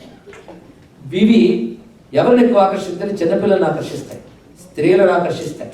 స్త్రీలు మేము ఎలా ఉంటే ఎందుకండి అంటే, నీకు పర్వాలేదు, చూసేవాడు కళ్ళు ఒకలా ఉండవు. అవునా లేదు? మీకు తెలుసు హ్యూమన్ సైకాలజీ. అలాగే వాళ్ళ నెగిటివ్స్ కూడా సైకాలజీ ఉంటుంది, అవి కూడా ఆకర్షిస్తాయి. అలాగే నేను అనకూడదు కానీ కట్టుబొట్టులో కూడాను మన వాళ్ళు అందుకే చెప్పారు, విరగబోసుకు తిరిగితే ఏమొస్తాయో చెప్పారు. నేను అవన్నీ చెప్తే భయపడతారు, విరగబోసుకున్న వాళ్ళంతా నా మీద యుద్ధానికి వస్తారు. ఎందుకు చెప్పారు పెద్దవాళ్ళు? ముడిందుకు వేసుకోవాలని. కొంత తీర్థాలు ఇచ్చినప్పుడు ముడి వేసుకొని తీర్థం, ఎందుకంటే వాళ్ళు మీరు అంటారు చాదస్తమని, వాళ్ళకి కనబడుతుంది నెగిటివ్ పవర్స్ లోపలికి రాకూడదు. ఈ మధ్య ఒక ఆయన ఏదో సాధన చేశాడండి, మెడిటేషన్ చేశాడు, అని విజన్ వచ్చింది. ఆ విజన్లో ఏంటంటే ప్రతి మనిషి ఆరాలో నెగిటివ్ పవర్స్ కనబడుతున్నాయట. అని భయం పడుతుంది, ఎందుకు వచ్చింది విజన్ అని. తీసే శక్తి ఆయనకి లేదు, కనబడిపోతుంది. ఆఖరికి ఆయన దగ్గర నెగిటివ్ పవర్ తిరుగుతుంది సర్పరూపంలో. అప్పుడు ఆయన గురువుగారి దగ్గరికి వెళ్ళారు. ఆయన లలితా శాస్త్రం, అమ్మవారి విద్యలో సిద్ధపురుషుడు. ఆయన లలితా శాస్త్రం ఒక నామం ఇచ్చి దీన్ని జపం చేయండి. ఆయన జపం చేస్తుంటే ఆయన దగ్గర తిరుగుతున్న నెగిటివ్ పవర్ దూరంగా కూర్చుంది అంతసేపు. ఇది విజిబుల్ అయింది, మనకి ఇన్విజిబుల్ కాదు. నాకు విజిబుల్ అయితే నమ్ముతాను అనొద్దు దయచేసి. విజిబుల్ మీద పడితే మరి ఆలోచించడానికి కూడా మనం ఉంటాం. ఇది ఆలోచించవలసిన అవసరం. ఆ మొత్తానికి ఇప్పుడు జరిగింది ఏంటి? కనబడింది అతనికి. అతడు ఆ మంత్రాన్ని 4000 జపం చేసేట. 4000 జపం చేయగానే అమ్మవారి విగ్రహంలో బొట్టు స్థానం నుంచి ఒక రే వచ్చి ఆ దుష్ట శక్తిని దగ్ధం చేయడం కంటితో చూశానని చెప్పాడు. అప్పటి నుంచి ఆయన పీస్ ఆఫ్ మైండ్తో ఉన్నట్టు. అతనికి ఎక్స్పీరియన్స్ వచ్చింది, మనకి ఎక్స్పీరియన్స్ రాకపోవచ్చు అని జరుగుతాయి. అందుకే మన వాళ్ళకి స్తోత్రం చదవడం, ఇంట్లో ఒక దీపం పెట్టడం, ఒక భగవంతుని పెట్టడంలో ఎత్తుంటుంది. అందుకని అమ్మ వచ్చి దండం పెట్టడం, నో మమ్మీ అంటుంటే వాడు బతుకు బాగుపడాలని రాసిందా?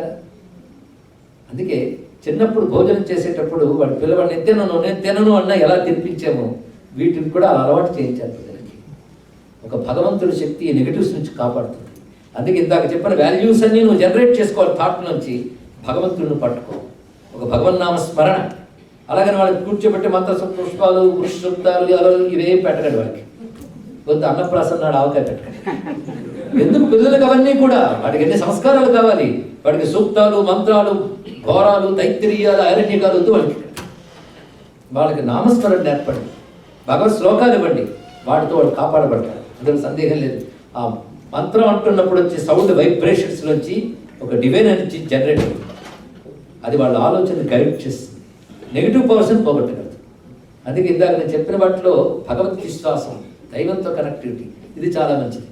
ఇవి మన జీవితంలో వాల్యూస్, జీవితం వాల్యూని కాపాడుతుంది. ఇవి మనం గమనించుకుని వీటన్ని స్టడీ చేసి మన ఋషులు గ్రంథాల్లో ఎన్నో ఇచ్చారు. అయితే ఇక్కడ విదేశాల్లో ఉన్నప్పుడు జరుగుతున్నది ఏంటంటే, సాధారణంగా ఈ దేశానికి మరో దేశం మీద గౌరవం ఉండదు. ఎవరికైనా కూడా నేనే గొప్ప అని భావం, హ్యూమన్ నేచర్ లాగా దేశానికి నేచర్. అదే నా దేశం చాలా గొప్పదండి, నేను కాదని ఎవడో అనడు. మీరు అంటారా మనిషి గొప్పవాడు కానీ నేను కాదని అంత తేలిక అంటామండి. దేశానికి అహం ఉంటుంది, ఆ ఈగోతో అది అనదు. అదేవిధంగా మరొకటి, ఆ దేశం డెవలప్ అయిపోతుంటే దీనికి పడక ఏం చేస్తారంటే దేశం మీద నెగిటివ్ న్యూస్ చూపిస్తారు. అక్కడ జరిగేది ఒకటి, మీకు వచ్చేది ఒకటి. మీ పిల్లలు ఆ న్యూస్ చూస్తారు కనుక వాళ్ళకి హేట్రెడ్ పెరుగుతుంది దేశం మీద, ధర్మం మీద. కారణం మీకు ఇక్కడికి వచ్చే ఫేక్ న్యూస్ వల్ల. ఈ ఫేక్ న్యూస్ని ఎస్టాబ్లిష్డ్ న్యూస్ ఏజెంట్స్ వ్యాప్తి చేస్తారు. అది మీరు చదువుతారు. దాంట్లో దేశం మీద గౌరవం ఉండదు, ధర్మం మీద గౌరవం ఉండదు. అందుకే మీకు ఇన్ఫర్మేషన్ కావాలంటే హేట్రెడ్ ఉన్న వాళ్ళు ఇచ్చిన ఇన్ఫర్మేషన్ పట్టుకోకండి. దీని మీద love and affection, research, experience ఉన్న వాళ్ళ మాటలే తీసుకోండి. పిల్లలకి అది చెప్పండి. ఇక్కడ అదే గౌరవం ఉన్న వాళ్ళు చెప్పే మాట వినాలి తప్ప నమ్మకం లేని వాళ్ళ మాటలు వినకండి. ఇక్కడ మీ చుట్టూ తిరుగుతున్న వాళ్ళకి ధర్మ వాసన లేదు, వాటి మీద నమ్మకం లేదు, గౌరవం లేదు. అది వాళ్ళ ఇన్ఫర్మేషన్ సరికాదు. వాళ్ళకి రెస్పెక్ట్ స్టడీ ఉన్నవాళ్ళు మీ వాళ్ళని అడగండి, వాళ్ళు చెప్తారు ఇక్కడ. అలాంటి వాళ్ళు చెప్తే విన్న వాళ్ళలో పాశ్చాత్యులు కూడా ఓపెన్ మైండ్, అదేవిధంగా నేరవ్ మైండ్ కాని వాళ్ళు, బ్రాడ్ మైండెడ్ పీపుల్ చాలామంది ఇక్కడ సనాతన ధర్మాన్ని అర్థం చేసుకున్న బార్న్ అమెరికన్స్ ఉన్నారు ఇక్కడ చాలామంది. వాళ్ళు రాసే బుక్స్ చదవండి. మీకు మేము చెప్తే ఇండియా నుంచి వచ్చేవాడు స్కాలర్ చెప్పాడు, మేము సంస్కృత పండితులు సగం అర్థమైంది సగం అర్థం కాలేదు అంటారు. కానీ ఇక్కడ పుట్టిన వాళ్ళు సంస్కృతం నేర్చుకుని మనకు నేర్పుతున్నారు తెలుసా. అలాంటి వాళ్ళు రాసిన పుస్తకాలు ఉన్నాయి, మీరు చదవండి, మీ పిల్లలు చదివించండి. కనుకనే మన ధర్మంలో చెప్పిన విలువలు, జీవితం యొక్క విలువ, జీవితంలో విలువలు, ఇది అంటే values in life, the value of life, రెండు మనం ఇప్పటివరకు చెప్పుకున్నాం. వీటి ద్వారా అందరూ సర్వే జనా సుఖినో భవంతు అని ప్రత్యేకంగా ఆశీర్వదిస్తూ అందరికీ పనికొచ్చే ఒక మంత్రం మీకు చెప్తాను. దాని మీనింగ్ చెప్తే యూనివర్సల్. ఈ సభలో మీరు మీ ఇంట్లో రామకృష్ణ ఎన్నైనా అనుకోండి, నేను ఇప్పుడు చెప్పబోయేది మాత్రం యూనివర్సల్ ప్రేయర్. అసలు నా దృష్టిలో రామకృష్ణ కూడా యూనివర్సల్ అని ఇందాక చెప్పాను కదా. యూనివర్సల్ ప్రేయర్ ఏంటంటే ఈ ప్రపంచాన్నంతా నడుపుతున్న ఆల్ పర్వేడింగ్ చైతన్యం ఉంటుంది. ఆ చైతన్యం ఈ సృష్టి ఏర్పడక ముందే, ప్రయర్ టు క్రియేషన్, సృష్టి ఏర్పడక ముందే ఉంది. ఆ దాని నుంచే సృష్టి ఏర్పడింది కనుక దాని ఎనర్జీ సృష్టిలో ఉంది. అదే మనకు నాలెడ్జ్. ఆ శక్తిని నేను మెడిటేట్ చేస్తున్నాను, అది ఇప్పుడు నేను చెప్పబోయేదాని మీనింగ్. నేను అది మంత్రంలో ఉంటుంది, భాష ట్రాన్స్లేట్ చేస్తే ఎనర్జీ రాదు, దాన్ని అలాగే ప్రొనౌన్స్ చేస్తే ఎనర్జీ వస్తుంది. అది మంత్రశక్తి అంటారు దాన్ని. నేను ముందు చదివిన తర్వాత మీ చేత ఒక్కొక్క వాక్యం చెప్పిస్తాను, శ్రద్ధగా ఎక్కడి వారు అక్కడే కదలకుండా పట్టుకోండి. నేను ముందు 3 వాక్యాలు చదువుతాను, తర్వాత మీ చేత ఒక్కొక్క వాక్యం చెప్పిస్తాను. సర్వ చైతన్య రూపాం తాం ఆద్యాం విద్యాంచ ధీమహి బుద్ధిం యానః ప్రచోదయాత్. ఇది 3 వాక్యాలు, ఒక్కొక్క దానిలో 8 అక్షరాలు ఉంటాయి, 24 అక్షరాలు మహామంత్రం ఇప్పుడు చెప్తున్నాను. దీని అర్థం ఇందాక చెప్పేశాను. ఇది పర్టికులర్గా ఒక దేవుడు అని ఉండదు, యూనివర్సల్ ప్రేయర్, సర్వవ్యాపకమైన పరమాత్మ శక్తి అందరినీ నడుపుతోంది. అది మా బుద్ధిని ప్రేరేపించుగాక, మా బుద్ధిని సరిగ్గా గైడ్ చేయగాక, ఇది దీని యొక్క అర్థం. ఇంతకంటే గొప్ప ప్రార్థన ఉండదు. మీనింగ్ తెలుసుకున్నారు కనుక ఇది గ్రహించండి. ఎందుకంటే నేను మీకు చెప్పడంతో పాటు ఒక ఉపదేశం ఇస్తే వెళ్తే నన్ను ఈ స్థానంలో కూర్చోబెట్టినందుకు నేను దీన్ని జస్టిఫై చేసినట్టు. ఇది దేవీ భాగవతంలో శ్లోకం. ది ఎసెన్స్ ఆఫ్ దేవీ భాగవతం అంటాడు వ్యాస భగవాన్. చెప్తారా? సర్వ చైతన్య రూపాం తాం ఆద్యాం విద్యాంచ ధీమహి బుద్ధిం యానః ప్రచోదయాత్. సర్వ చైతన్య రూపాం తాం ఆద్యాం విద్యాంచ ధీమహి బుద్ధిం యానః ప్రచోదయాత్. సర్వ చైతన్య రూపాం తాం ఆద్యాం విద్యాంచ ధీమహి బుద్ధిం యానః ప్రచోదయాత్. స్వస్తి. ఇంత శ్రద్ధగా భక్తిగా వచ్చి ఆదరంగా విన్న అందరికీ కూడా ప్రత్యేక అభినందనలు అందిస్తూ, ఈ విషయం చెప్పాలని కోరుకున్న పెద్దల్ని ప్రత్యేకంగా అభినందిస్తూ, ఇక్కడ మీ అందరికీ, మీ ఇంటిల్లిపాదికి, మీ పిల్లలకి కూడా భగవద్రక్ష లభించుగాక, మనోధైర్యం సిద్ధించుగాక, సర్వాభిష్టములు లభించుగాక అని పరమేశ్వరుని ప్రార్థిస్తూ, ఈ ఆశించడాన్ని ఆశీర్వచనంగా అందిస్తూ సర్వం శ్రీ పరమేశ్వర చరణారవిందార్పణమస్తు. స్వస్తి. నమః పార్వతీపతయే.